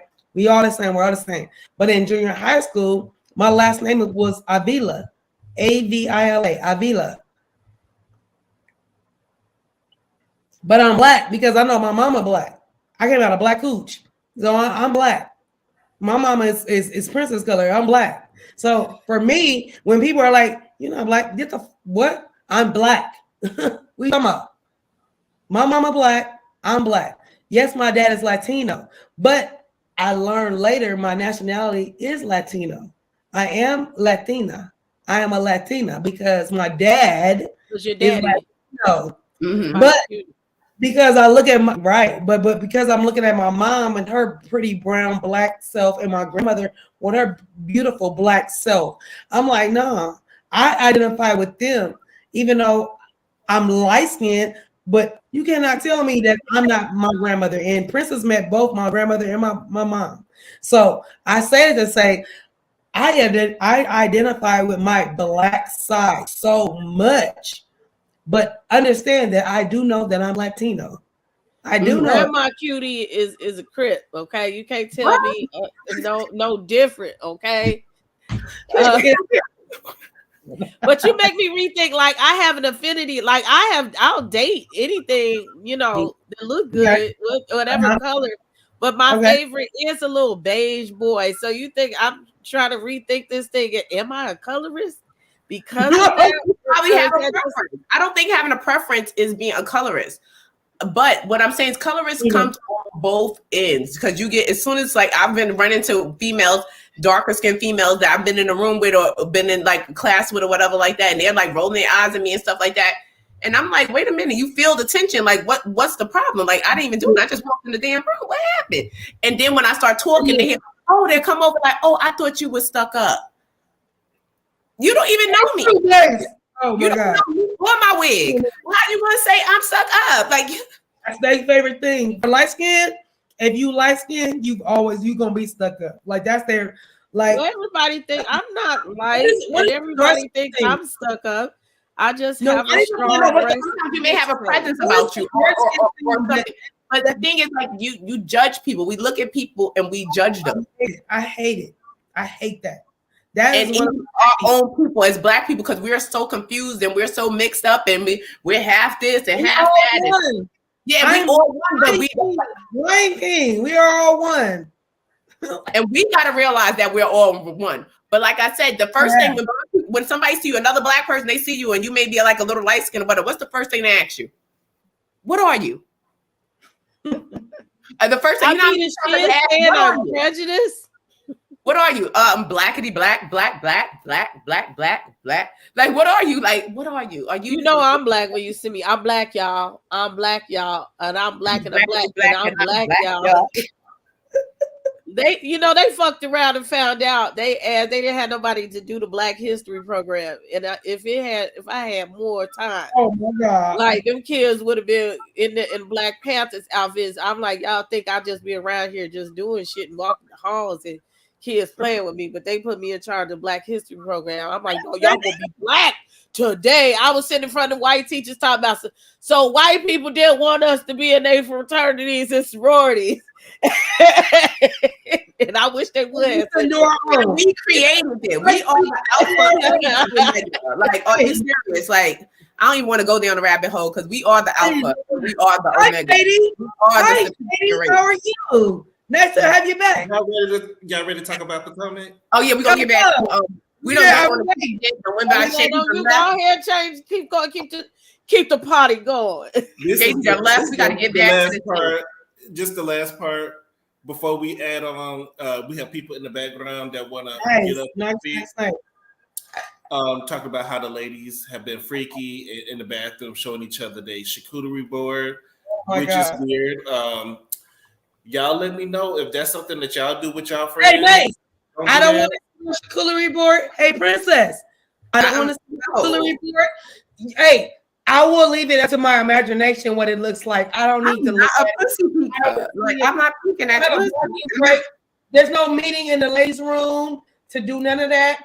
And I'm not mad at those ladies that did that. I'm not disappointed in Wendy. I am disappointed in Wendy because she set that standard for herself when she came on the show. Like, I'm Dr. Wendy. I'm a doctor. You're not going to talk to me that way. I have so many degrees. But you in the bathroom showing your charcuterie board. I don't put it past Wendy. I don't look. Ever since Wendy got that rectangle body fix, she's gonna be showing somebody, and it wasn't all gonna be Eddie. Wendy was trying to be a city girl. She's trying to be an intelligent, smart, established city girl. I thought she was smarter than that, but she over there showing her charcuterie board. And I have had friends that were sluts in the 90s, okay, and even in the early 2000s. Sorry, I love the word slut. I have had friends since high school, and as a matter of fact, my friend since grammar school. 7th grade is probably the longest friend I've had. I have never, ever. My friend from college, I was in the room with her having Braxton Hicks, and we thought she was finna have a baby. And her coochie was out. I have never seen none of my friends' charcuterie board ever. I be the shit said, not me, girl. I be the shit said, not me, girl. No. I've been my best friend I'm 50, she's 51. We've been friends since we were 6 and 7. And she's seen my charcuterie board because she's my oldest child's godmother. So I was telling the doctor, I got a boo-boo. It was like, no. When he was in labor, that's in labor. Yeah. That, like literally, I was like, I gotta use the bathroom. I gotta use the bathroom. It was like, you just putting it up on a table, like, hey. No, yeah. Hey, Maze. Look at it, gonna be amazing. Maze, she want girl. Look, girl. Yes, look at it. Everybody showing their flexibility.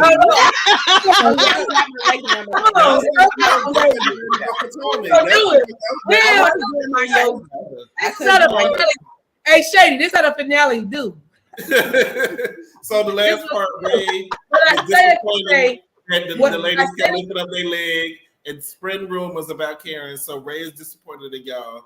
So no, Ray said on the toilet, nonetheless. Like I love that he said that. I was like, because I think but the men are compatible.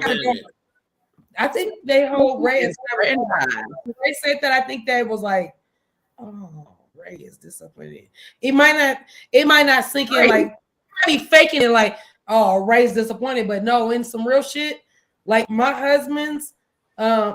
girlfriend's husbands, and hold me in high regard. I want to keep that high regard. I don't want my husband's friends or my friends' husbands to ever be looking at me like, what you doing?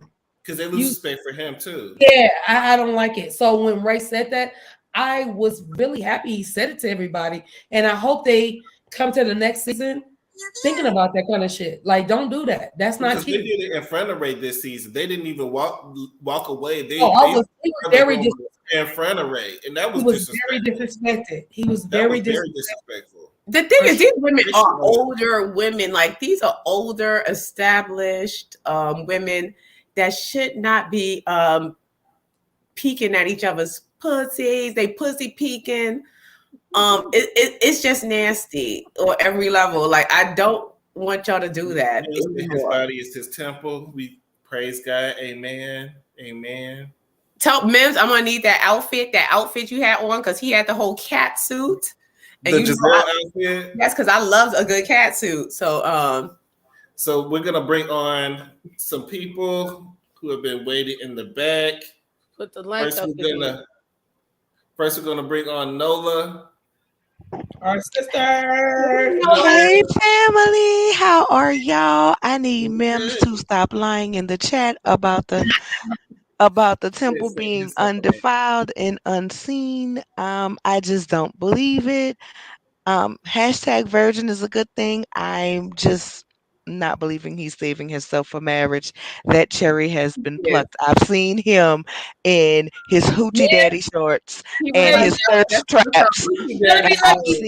Hey, seen man, I've seen Never let did. him. Never did anything like that. He said it was just man, for the let summer. me let Mace, you, do bro. you He remember when just we was crowned saying. him king of the hoochie daddies, Yeah, Mace? it was just for the summer. He wasn't For trying the to. summer, he was king. Hey, He Kenny. just wanted to show them what potentially could have been seen. Like, he was just trying to get. No, cause see, you be up early in the morning. So next time he go early in the morning with his thirst trap videos from the gym, of him talking about, hey, I how see you him I doing? remember he Talking went on on the about treadmill. Jimmy on hey, that how y'all doing? I'm treadmill. just here bouncing on the treadmill and stuff. This, He if was on that if a treadmill. woman if a woman lifting weights in the gym is a thirst trap video, a man on the treadmill doing the live is a Right, thirst and trap then talking video. like he in the camera on the thing, yeah, because the housewife. Like, do you know how you look? You And then know how you look. right, Wearing and then he don't even be using his clothes. normal voice. Right, yeah, you use like you just sitting there talking He use regular. he use his bedroom candy voice when he making them thirst trap You know how videos in them the sitting there gym. talking regular Mm-mm. on the treadmill. You know what you're doing. See, this is what so this is Man, another Giselle man, bullshit. See, man. you know how Giselle know how she Well, looks. You know what she's doing. Mims and Giselle is cool. You didn't see his review. Giselle was there with him. Mm-hmm. So what? I know she was right in I that saw. background. I saw her in the back. I'm just saying. You don't care. Um. So listen. I don't even want to comment on none of these raggedy people. Hmm. I'm exhausted. I. I this show is not fun. It's exhausting. I hate that people feel like because Candace is married to a white man that erases her blackness, that she's still not black. And then Yeah. I see people say, well, what is her children going to look like? You know what? It doesn't matter what her children look like. It's about what she's going to teach them, which is obviously not what Gizaneck daddy told her, being that he was down to the papers calling that lady a Aunt Jemima when he was running for his stuff here. So what she's doing is learned behavior. At this point, I want to address production and I want to see what's in Bravo's contract because Mia's running around here sending YouTubers cease and desist. I guess that money is running low because she's sending them via DMs down to the Instagram instead of via a lawyer for retweeting a tweet that her friend made about embezzlement. Yet Giselle said it first on a national And you platform and didn't you had address nothing to say. You are making TikToks with her, but you sending out fake threats to people on the internet. It's Mm-hmm. crazy to me. It's crazy to me how Andy never comes at them with the same energy that he comes at Candace with. Remember, her mouth was so vile and this, that, and third, and Mia is just as reckless, if not more, on Instagram. it. The things that Giselle said out of her mouth were criminal.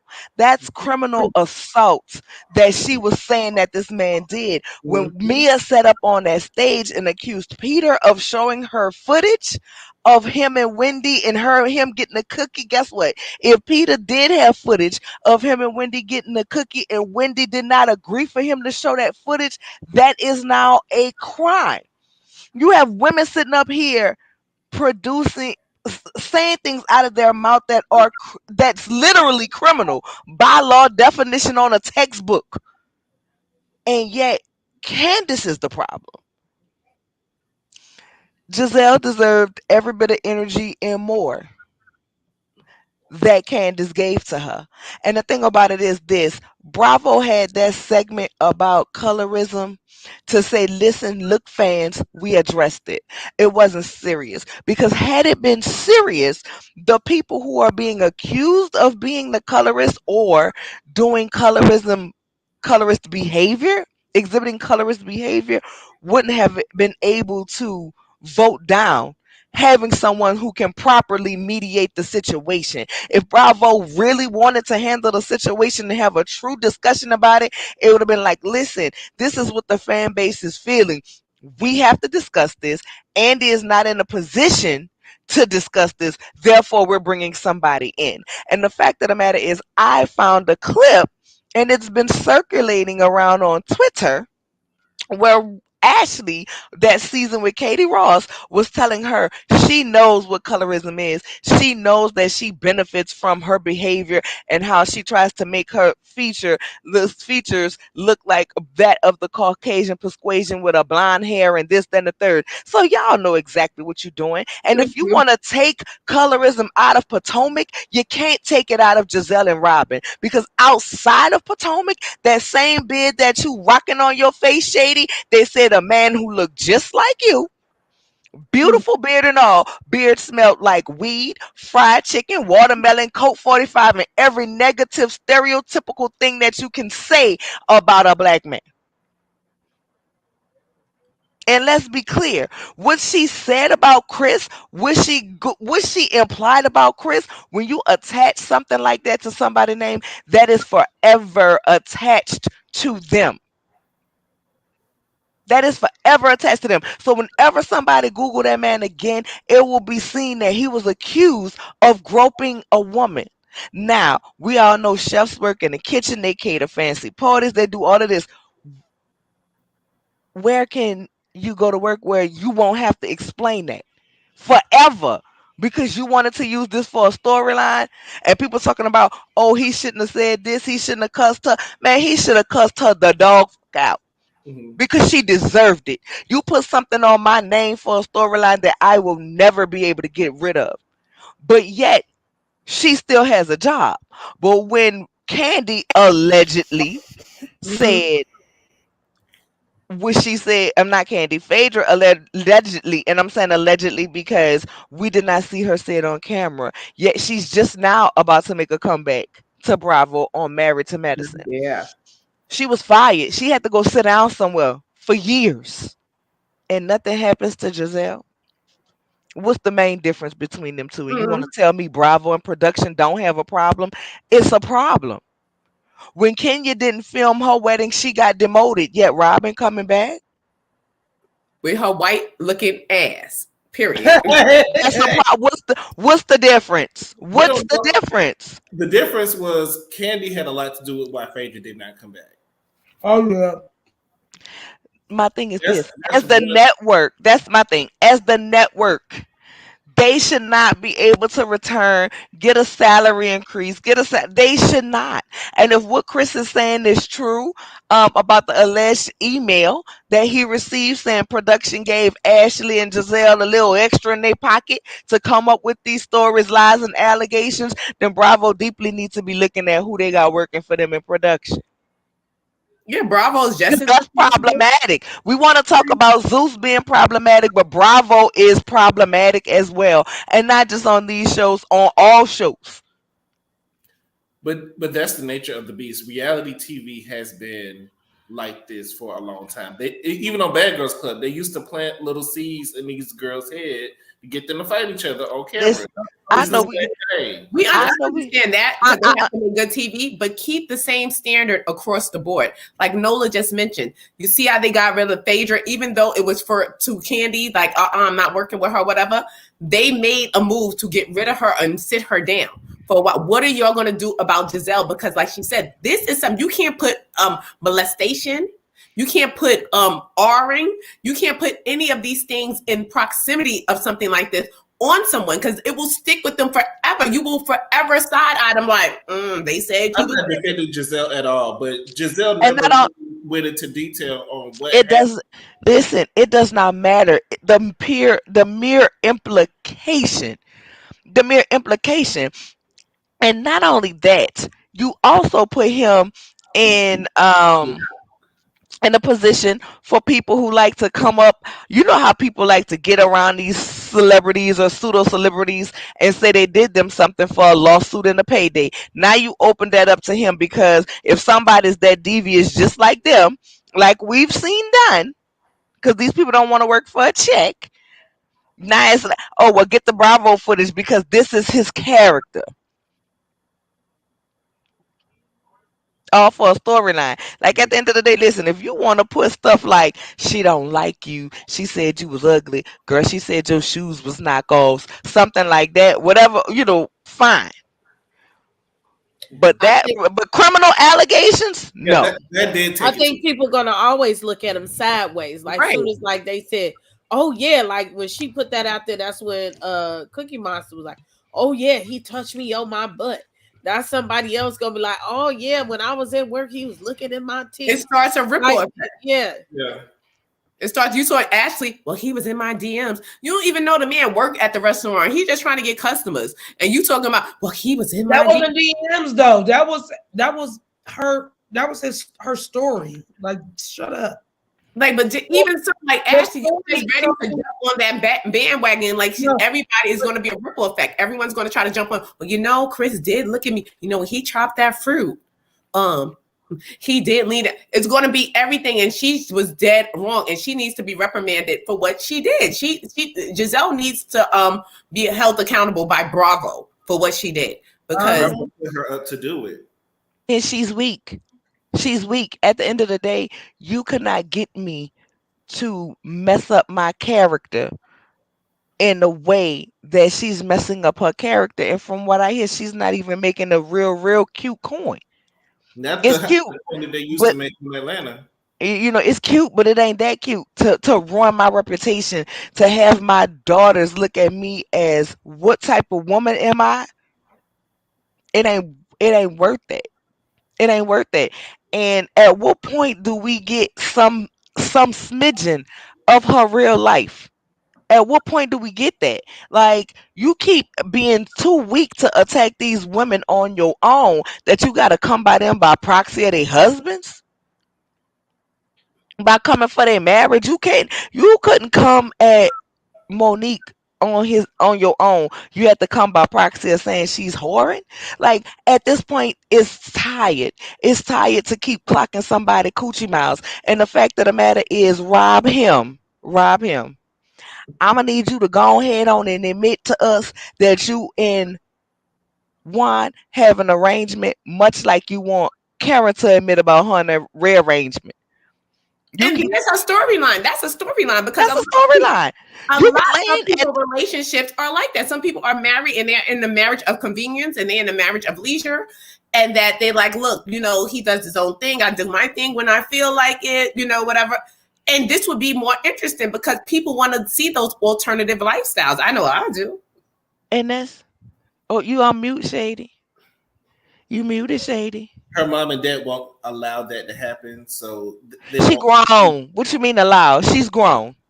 You know her mama. She's grown. Her mama is not gonna play that. Listen, her mama don't play that, but her mama let her play sitting out here looking like a fool.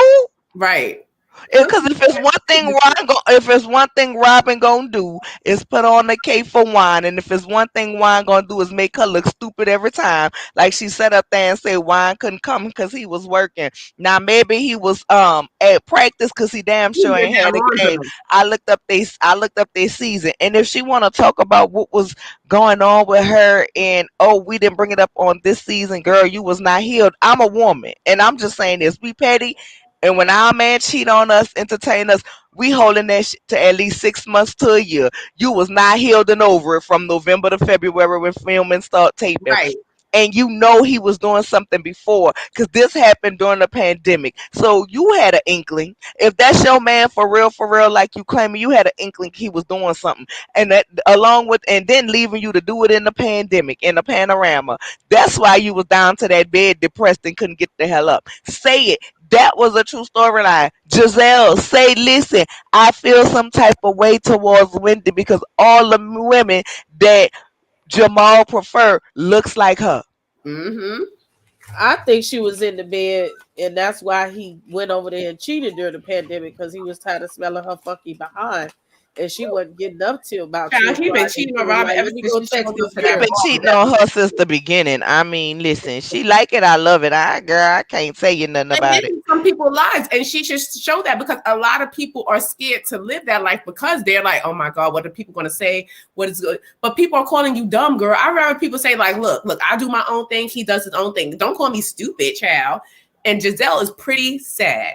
She's literally pretty sad. It's horrible that, and you know, she can't, no one wants her. Like, as pretty as you are, No one wants you, and it makes you because the prettiness is only on the outside. In the words of Kanye West, my fellow Gemini, the prettiest people do the ugliest things. Amen. These are words to live by. And with that being said, just the last thing I'm gonna say, and I'm gonna drop down because I know y'all have other people.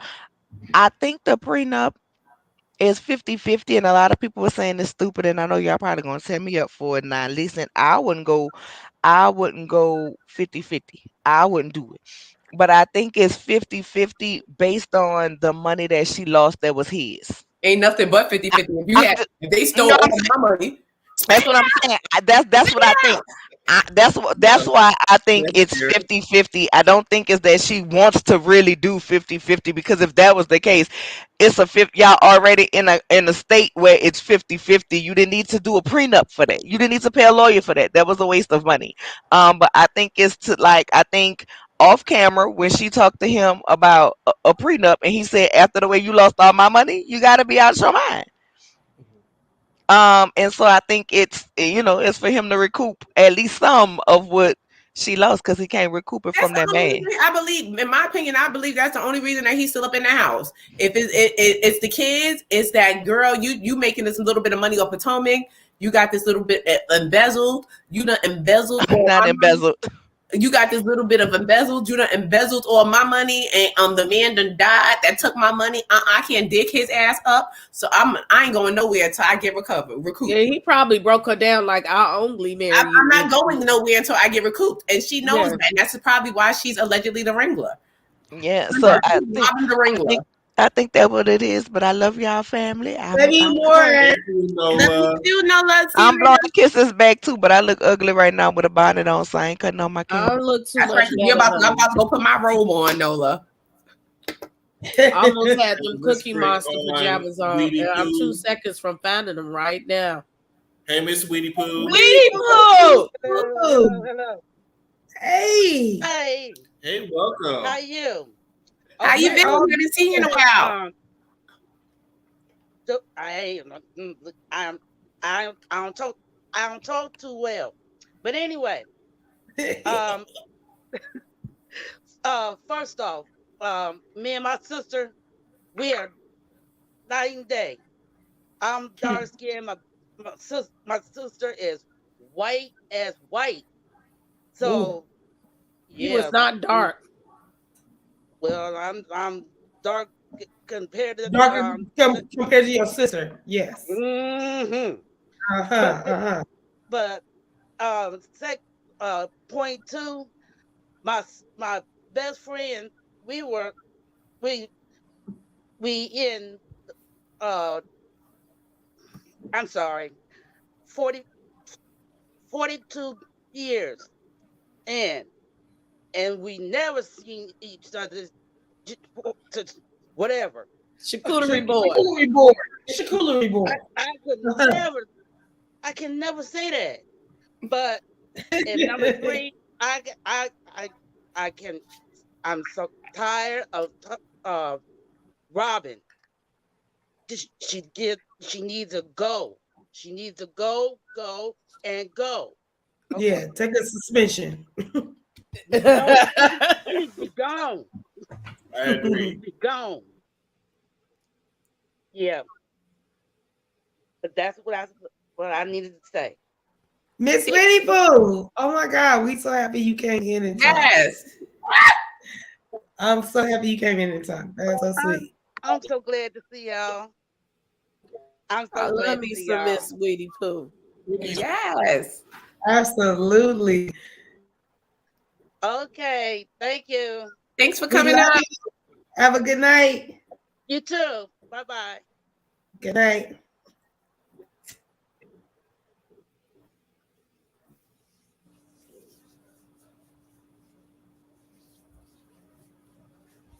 It's like an awkward silence. I'm sorry, because it kind of froze. It kind of froze a little bit, so I didn't hear what just happened. But thank you for joining us. And then we're going to bring the last person on, Miss Kai. Hi, everyone. Hey, Kai. Hi. I'm sorry I catch you. I'm a visitor, so I've been calling.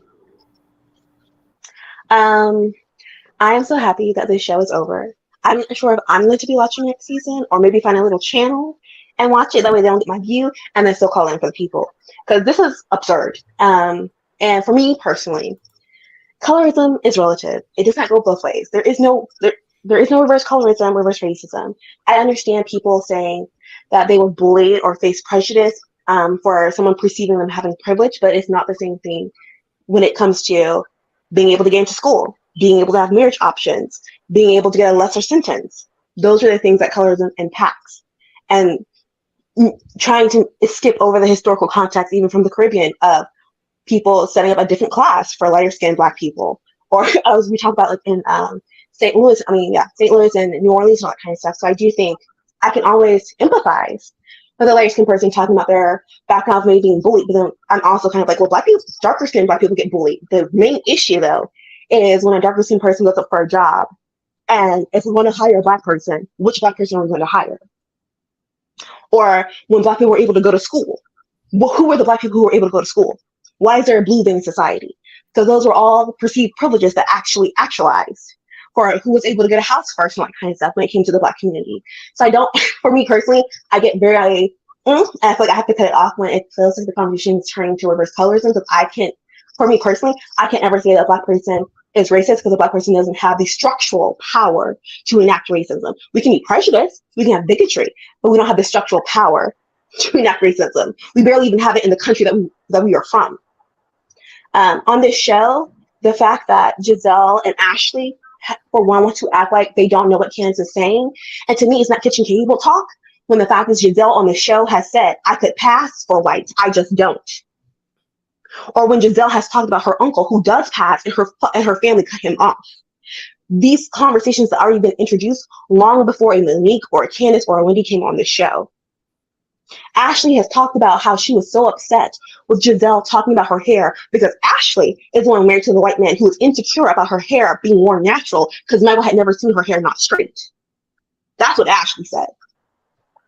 So it is crazy now that we come to the 7th season, now that we have browner and darker skinned women on the show, and now that you clearly see people operating in their privilege or trying to purposely use it, now all of a sudden we don't understand these concepts and terms when Potomac was based off of this stuff. When you have Robyn sitting on the show, and she has already talked about how white people think she is white. And when you have Giselle saying people in her family have passed for white. And when you have Ashley talking about her uncomfortableness, trying to show her half Blackness with her white husband, because when she met him, she wasn't showing up like that.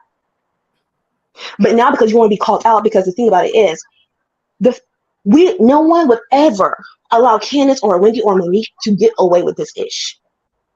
They wouldn't even think they could get away with this. Giselle thinks she can get away with it because of what she looks like. And saying that you're white looking is not calling you white. It is what you perceived as. When Giselle is the one saying Potomac was popular and was successful because the world had never seen light-skinned, light-eyed, educated Black women. That is what Giselle has said. So Giselle is clearly aware of what she looks like and what that means in the world. And Robyn is one who said she went to the producers asking to get darker skinned women on the show. That way people can relate because they know they don't look like the average Black woman. So it's crazy, again, also why our community is up in an uproar when Candace is saying your proximity to whiteness. That is what colorism is. Yes, you can still be Black, but you have a closer proximity to whiteness than I ever could, even with a white husband. And it's also disgusting. People are fetishizing what Candace's children may or may not look like for the reason why she shouldn't be talking about colorism. No, everyone should. But instead, we want to get outraged about someone being upset because you came on this platform and you wanted to play with my husband's reputation, play with a potential crime. Like that's what as y'all said, played with a potential crime. And we cross the line when I'm saying, I believe you think you can get away with this and you haven't been able to get away with this because of what you look like. There's no way Candace or Wendy or Monique would have been able to get away with what Ashley has done. Doing background checks on people, having Google alerts on her castmates, sending people to mental health facilities. Having a mental breakdown as she did Katie, talking about them being drunk as she did to Monique. There's no way, from the things Candace has done, there is no way that she did one of the things that Ashley has done, people would let that slide. Or we sit here and we see Ashley every time she gets in a confrontation with someone, talking about her millionaire husband, yet she spent her entire time on the show trying to belittle Candace for her mom, in some way, somehow trying to help her get ahead. Meanwhile, you're divorcing this man and you are still in this golden cage of this creeper, now that you are selling fans that are centered around a predator. So to me, most of these women are absolutely disgusting. And to me, sometimes you do feel like they're doing pick-me actions, all that kind of stuff. But I don't know how else you would survive on that show, because it's not like Atlanta where you can have a back and forth with someone and no one else jumps in. If you have a back and forth with Giselle or Robyn or Ashley, here comes the other ones tagging along. And the production allows them to ice out people. What other production show that you see them letting them ice out cast members like that? Yeah, because that's what they do to Wendy, because they ice Wendy out, and that's wrong. But I'm not real about some facts. I'm not real about some facts, because I just... They do that on a lot of reality shows. They ice out the people that they don't want to film with. They do it Malaysia all the time. Yeah, but Malaysia, I don't feel bad for her. You know, that's a whole. I'm not saying you should. Malaysia, but I'm just saying they did ice her out. Malaysia did it. They iced her out, and she let them ice her out, and because I would have been right there, like, I don't give a fuck. I don't care. I'm gonna earn this check. Also, even with that, I think they chose a lot of times, even if they were trying to ice her out, she chose not to show up to a lot of the events. It's not like was not banned, and for them to allow like Robyn, like, I don't want Wendy here. Wendy can't be here. I think they should rethink how they handle those type of situations, because it is a group show. We're here to watch the group. Don't you think they even if you can't get along or you're not getting along with that particular woman at that moment, I think you can all be in the same room and you should be able to. I think they are going to reformulate the way they're going to switch it around. Reality TV, or especially on Potomac, and from here on out, I think because like Potomac is going to start coming like this month, right? So I think they are going to change it up. They have to, because if not, they're going to lose a lot of viewers. I think Bravo should definitely do a special about colorism, because just like Kai had brought up and I said earlier, they don't have Andy can't sit there and talk about colorism, even though he stayed quiet and he let the ladies talk. They still need a professional to understand what's going on and break it down to the general public. Because like Kai said and I said, Giselle knows what she's doing. And as Black people, we know she knows what she's doing when she does certain things. So I got a question. Yes. I got a question, especially with Kai up here. It is public knowledge that one of the reasons why Giselle and Karen, what the hell just happened? The reason why Giselle and Karen know each other is because they both were members of Jack and Jill. Mm-hmm. They had their kids in Jack and Jill, which is known, it's not certifiably confirmed, but it's known for not only favoring affluent Black people, but lighter skinned, fair skinned, and good hair. I hate that term. Good hair, fine haired Black people. Yet they say they know nothing about being a colorist. And that's why I say this show was built on it. Like, it was built on it. And they want to pretend like it's not happening because to me, it's like they see, because I feel like I don't like the fact that Candace just want to call them colors, but also like this is a cast, and maybe the first step is saying, I feel like you participate in colors behavior. But the thing about it is, these women feed the beast. Like, we say that white people, kitchen table talk. White people participate in it too. Because how many white people say, I love Ashley. Oh, I forgot about all the horrible things she did because she's so cute. Why do you think she's so cute? Mm-hmm. Because she looks like you. Or you go up for Robyn and Giselle, and when I ask you why, you can't really tell me anything. It's because you're better able to see yourself in them. And so to me, it's like, it is rooted in it, and they feed on it. And so that's what it is. It's just because a lot of our persuasion counterparts look at lighter skinned Black people as safe. As you kind of look like me. You're not too much, but you kind of look like me. You're I've heard it with TV producers I've talked to. I think I got family that's been on TV. And like my cousin, he's dark chocolate. He's like, his dad is 7 feet, so he's almost 7 feet. He's like 6'7", chocolate, kind of built, slender man. But his wife is mixed, white and black. And he said the producers he was down to the Wheel of Fortune. They picked him because he was a non-threatening Black man, a firefighter, a husband, a fair-skinned wife with long, fine hair. It looked like the Black American dream. And that is one of the reasons why they picked him to be on the show. What do you? Because this is a deeper conversation. Because this is what America is built on.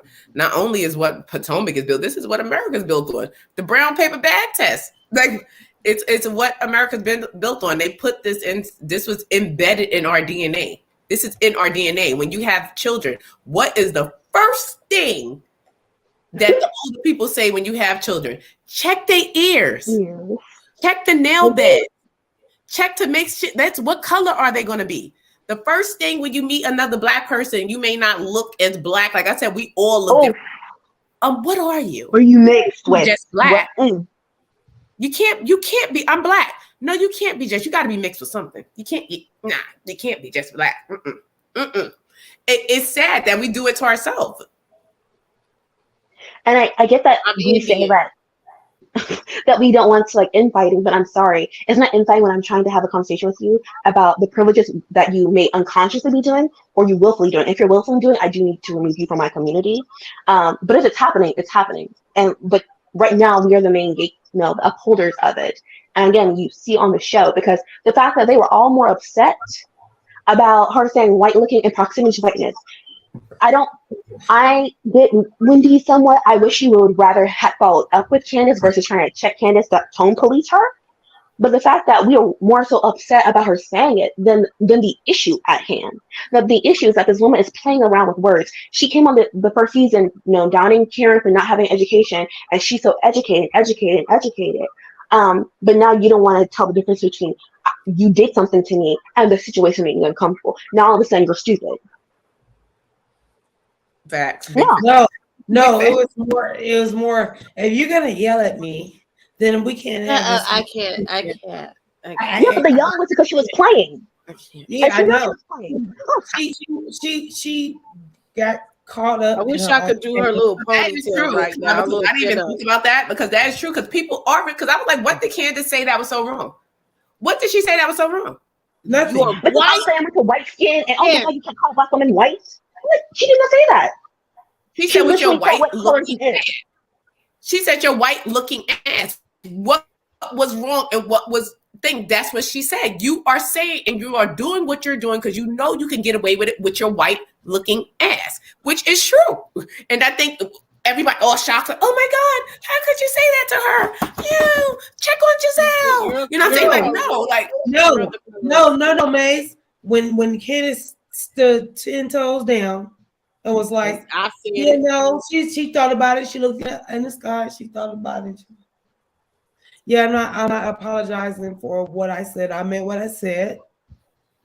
And if it came off offensive to you guys, be offended. I apologize for y'all being offended. But what I'm saying to Giselle in this moment, no, you know what I mean. All this, take it off. It wasn't for no one to get offended. It wasn't for no one to get offended. It was two talking to each other. That's what she said. That's what she thought. I said, no, I'm not going to retract. I'm not retracting what I said. I know what I said. Let me think about. I'm standing 10 toes down. I'm standing with my chest. This is how I feel. And if anybody got offended, I'm sorry you got offended. But this is what I'm saying to Giselle in this moment. And I mean that shit. She said it with her whole chest. Yeah, and that was just that on that. And she said what she said, and that was all to be said. And I don't think she said anything wrong. She said the truth. And Giselle knows what she's doing. Like I said, when Giselle wake up in the morning and she look in the mirror, well, she wake up by herself and she wake up lonely and she drag herself out of bed and she go to the bathroom and think about how she don't got a man and she don't have nobody and the kids are about to be gone and she about to be alone for the rest of her life because her attitude is thinking nobody's going to want her. She knows how she look. Hey, Mace. First, she knows she's. Tell me how you really feel. Right. No, it's true. It's true. Now it's not because I'm not trying to so it's just gonna lay up on everyone else. Mia has to go. Why are you on your second season already? And not only do you have to lie for a storyline, but you need to bring someone else in to help you lie for a storyline. Absolutely not. That makes absolutely no sense. Robyn, people say she's been authentic, but really it was that Ashley was doing background checks on her. If she never did that, we would have never gotten the Robyn that we have today. And to me, she should be fired, or at least be put on pause for a year. There needs to be repercussions, because there's absolutely no way I want to continue a Housewives where you want to act like your whole season wasn't around you getting married and talking about a prenup with the infidelity clause in it. But now the infidelity that he did a year ago doesn't matter. Absolutely not.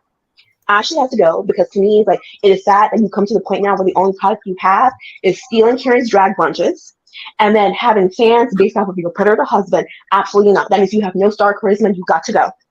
Everyone else, go ahead and play it and see what happens. But the lies have got to stop. Yeah, the lies have to stop. And Kai has said a mouthful. You done said a word, Kai. You let me talk. We love you. And my daughter, I told you before, my daughter's middle name is Kai. Yeah. Okay. Thank you. Thank you so much. We love you. So we're just gonna go around and share our final thoughts on the entire season as a whole. Just take a few minutes to wrap things up. We're gonna go clockwise. So May, start us off. I'm glad the season is over. Like Nola said, it was very draining. It was exhausting. I want to have something fun. I want to, it was just too much going on. And I think that the women should be a little bit upfront going into the future seasons. And if they have something to say, spit it out. Spit it out. Agree, Mace. Agree. I'm glad the season is over as well. And I'm as happy as I am to see them go. I am not happy to see us go. That's why you guys been like, oh, you keep talking like it's something that's over, but it's our weekly thing that brings us together every week. So that's the part that makes me a little, not even sad. It just because we gonna come up with something else to go do. Yeah, we gonna do something else. And not only that, I'm gonna be my peoples will be live tomorrow, and I'll be right there. So I don't mean it like that, but I'm just saying, the Crown Jewel panel will be on ice for a little bit until we do what we do. But as far as the season, I hope they regroup. I hope we can get some people removed and shaken a little bit. Like Charisse could go. Katie can come back. I wouldn't mind seeing Katie. I wouldn't mind seeing Monique come back. But I know she's taking a hiatus from reality TV. I say that to say I would love to see her and Candace hash their things out, because I think hindsight is 20/20, and I feel like with time you kind of, I don't know, I don't want to use the word heal, but you see stuff differently, and you might not feel the same way you felt a couple of years ago when it happened. So I wouldn't mind seeing Monique and Candace come hash it out and give us that, especially if it's gonna bring the Green Eye Bandits down. And I don't mean down, but just bring them down a notch so they don't think that they all that, because we're gonna be shady and whatever they got going on is whatever they got going on. Grand Dame, she'll be 60 this year, so it's gonna be fun to watch her do her thing and whatever she got going on. Wendy, the same thing. Wendy always got it going on. I love her. She came in cold first season, which was all the degrees. We was just like, girl, shut up. And now, she's one of our favorites, at least one of my favorites. Candace this year grew on me. She was never one of my favorites. When her and Monique got into it, I was really kind of mad about it. And I was on Monique's side. Sorry, Candace. But I was on Monique's side. Still on Monique's side. But I do know that when it comes to a fight, it takes two of you guys to fight. So I am trying to look at it from Candace's side, especially because she grew on me this season with the growth that she had. So I'm eager to see what she has in store. I would love for her to come back. Rhonda always going to come back. Charisse already told y'all never come back. She don't need to come back. She can miss another 4 years. Then she can come back. Yeah. Other than that, I'm looking forward to missing them. Other than that, I'm looking forward to missing them. And I so happy that Chris got what he needs to get off his chest, because that's very important for the husbands to get off their chest or anything that needs to be, spoke of. Same with Gordon. He cried. Great. But Chris specifically, we needed to see him speak to Giselle and get in her ass, because like we all said, you resting on pretty. Stop. Don't lie on people. They don't come back for you. You're pretty, you're light skinned, you're almost white. All that don't matter. Do unto others that you want them to do unto you. And you got children, so stop.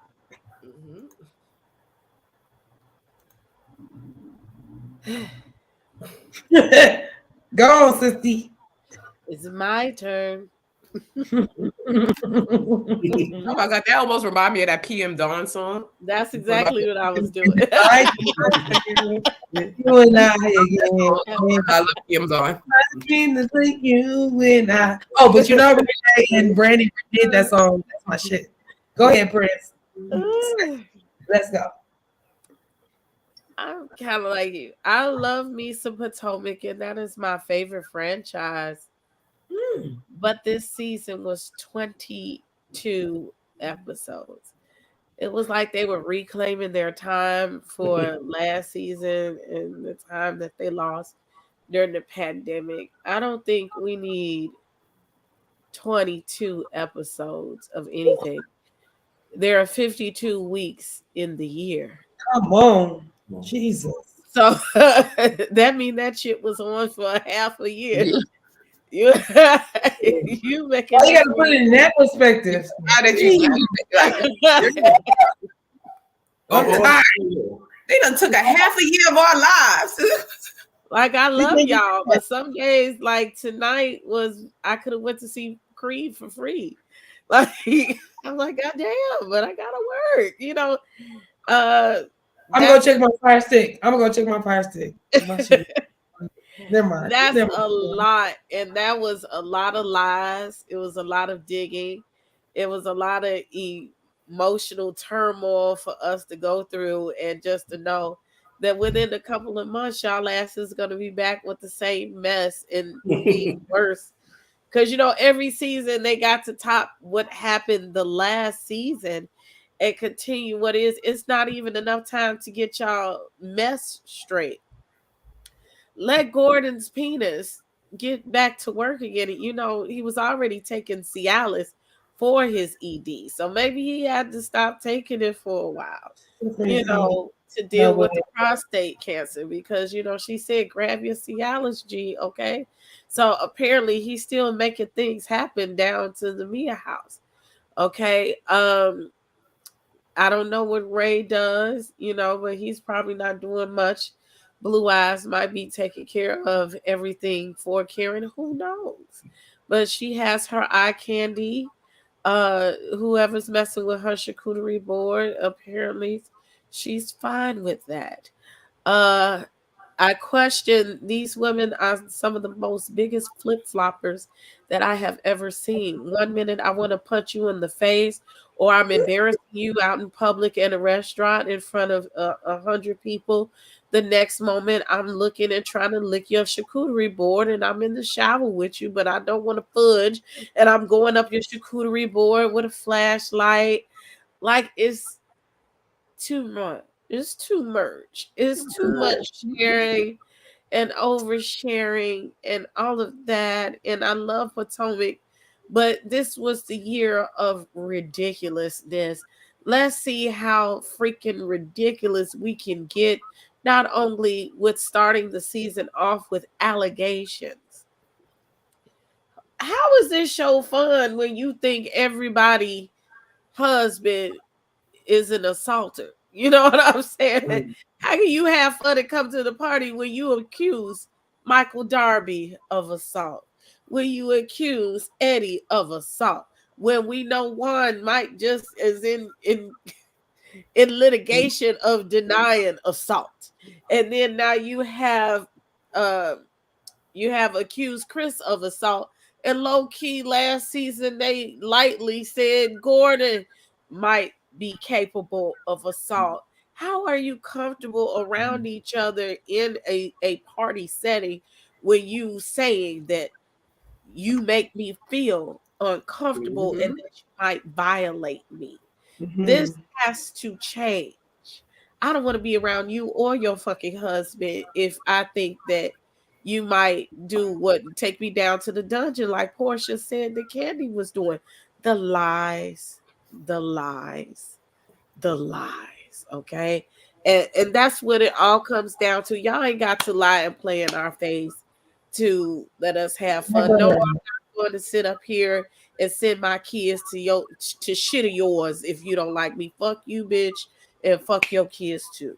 That's the way I think about it. I hate it. I just want to throw that in. I hate that Robyn sat there and played in our faces with that, talking about, I call Candace. Don't you call nobody to come get my kids. That's a whole nother conversation that they need to have on the side too, about dealing with people's kids and bringing people's families into this dynamic of your lies and your BS. Aside from that, the Crown Jewels family, I don't know what we're going to call the next show. I know what the show name is, but I don't know what, it won't be the Crown Jewels family panel. It's going to be the whole family. It's going to be the whole House of the Princess is coming together for the gag is.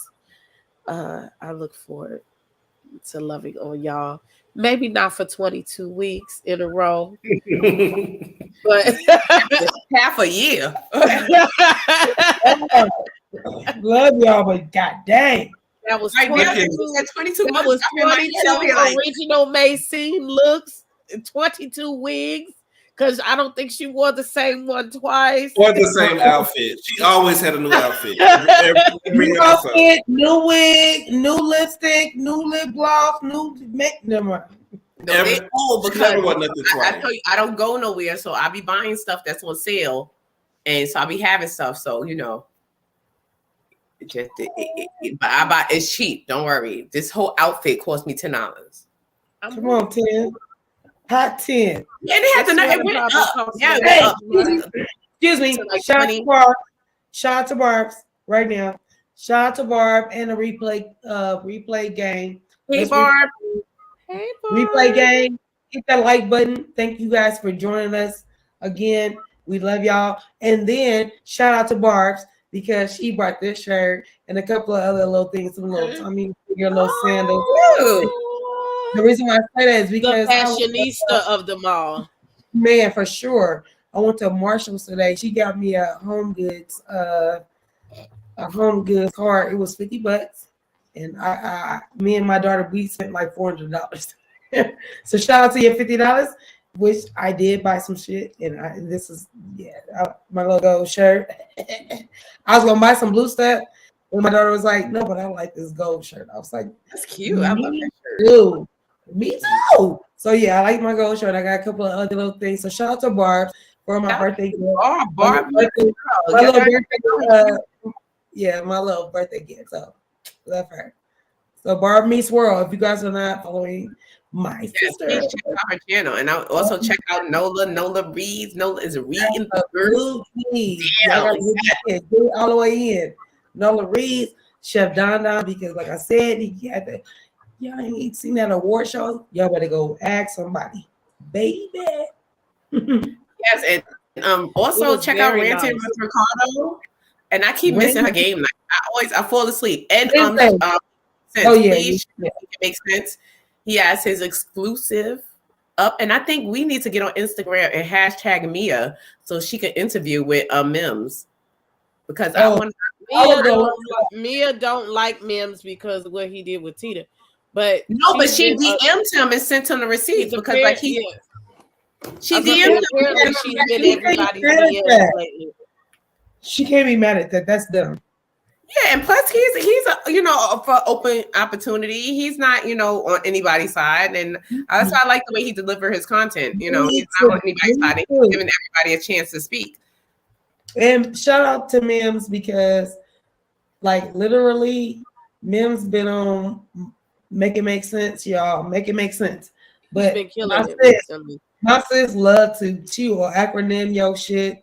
She will abbreviate your shit, and I'm talking about Princess.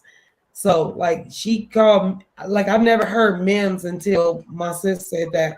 That's Make It Make Sense.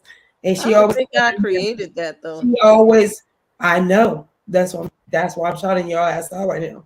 So, like I said, Princess always called Make It Make Sense Mims. So if you ever heard us, if you go back, me and her, we've been July will be 2 years. We've been we've been hosting together. So I say that to say she been shouting out Mims for a long time. She brought him up on the channel. That's when he had the Giselle curtain on, like the curtain. Yeah, when I was like, like my curtain. That's why I like him a lot because he doesn't take it so seriously. He's right. Serious. For his growth. He reminds me of myself because we're funny. Like people look at us and don't think that we're as funny as we are because we probably have a serious look. And then when you look at us, like I'll take my wig off. We're funny. We dress up. Like to have fun. I like that he's not afraid to be funny. What it is that y'all are attractive and y'all do funny shit. Not scared to look ugly or be funny or whatever the case may be. Because when I say ugly, it's not ugly. It's you're not afraid to use all that. So I say this to say I shout to Mims because Princess is the one that calls them Mims before anybody, and it's Make It Make Sense. I love it, and he is a bomb ass creator. So if you guys are not following him, y'all missing out. You're missing out. I'm sorry, Shady. Okay. Yes, and don't forget to come back tomorrow for our review of what's the name of that show? Shady, because I'm gonna end up changing the whole name. Escaping Shady. It's escaping. What is it? Shady. It's escape. No, R&B. R&B. Queens of R&B. Oh. Is it called? We'll be doing that tomorrow, starting at 8:00. I just want to really quickly just share my last thoughts on Potomac.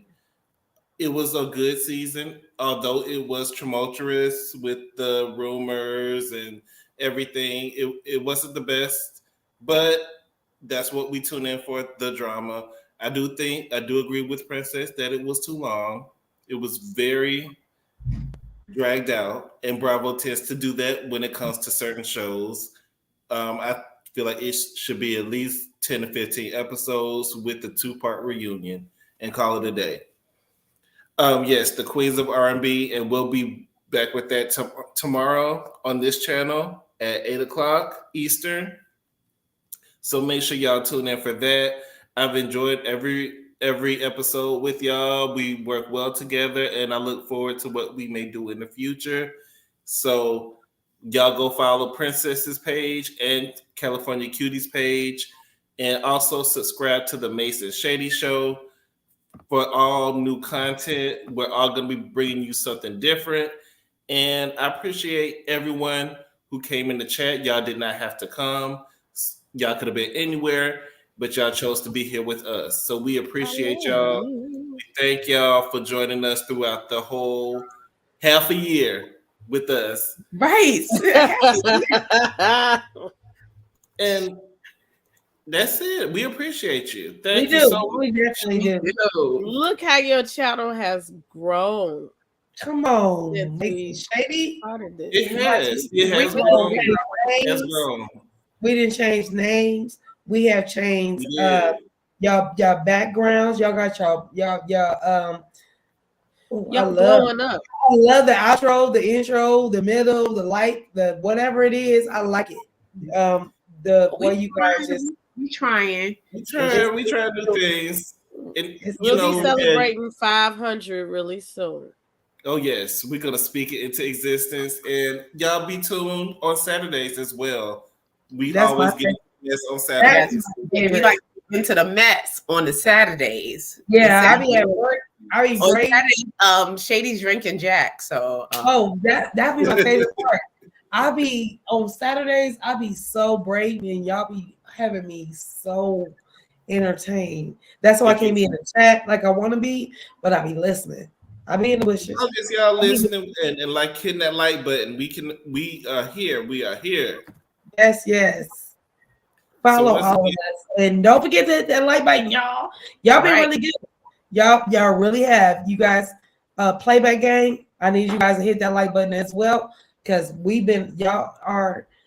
our stuff been on. Like is been matching our stuff. So keep it up, y'all. Keep it up. Thank you so much. Yes, and we appreciate you guys. And once again, you could have been anywhere in the world, but you were here with us, and we appreciate that. Can I say one thing? Sure. Kenay, I need you to DM me. It's important. That's it. Kenay. Kenay. Yeah. Kenay. E-N. Make sure you follow through, Kenay. Yes. Y'all, we will catch y'all on tomorrow. Y'all be safe, and we'll see you next time. Good night, y'all. Good night, y'all.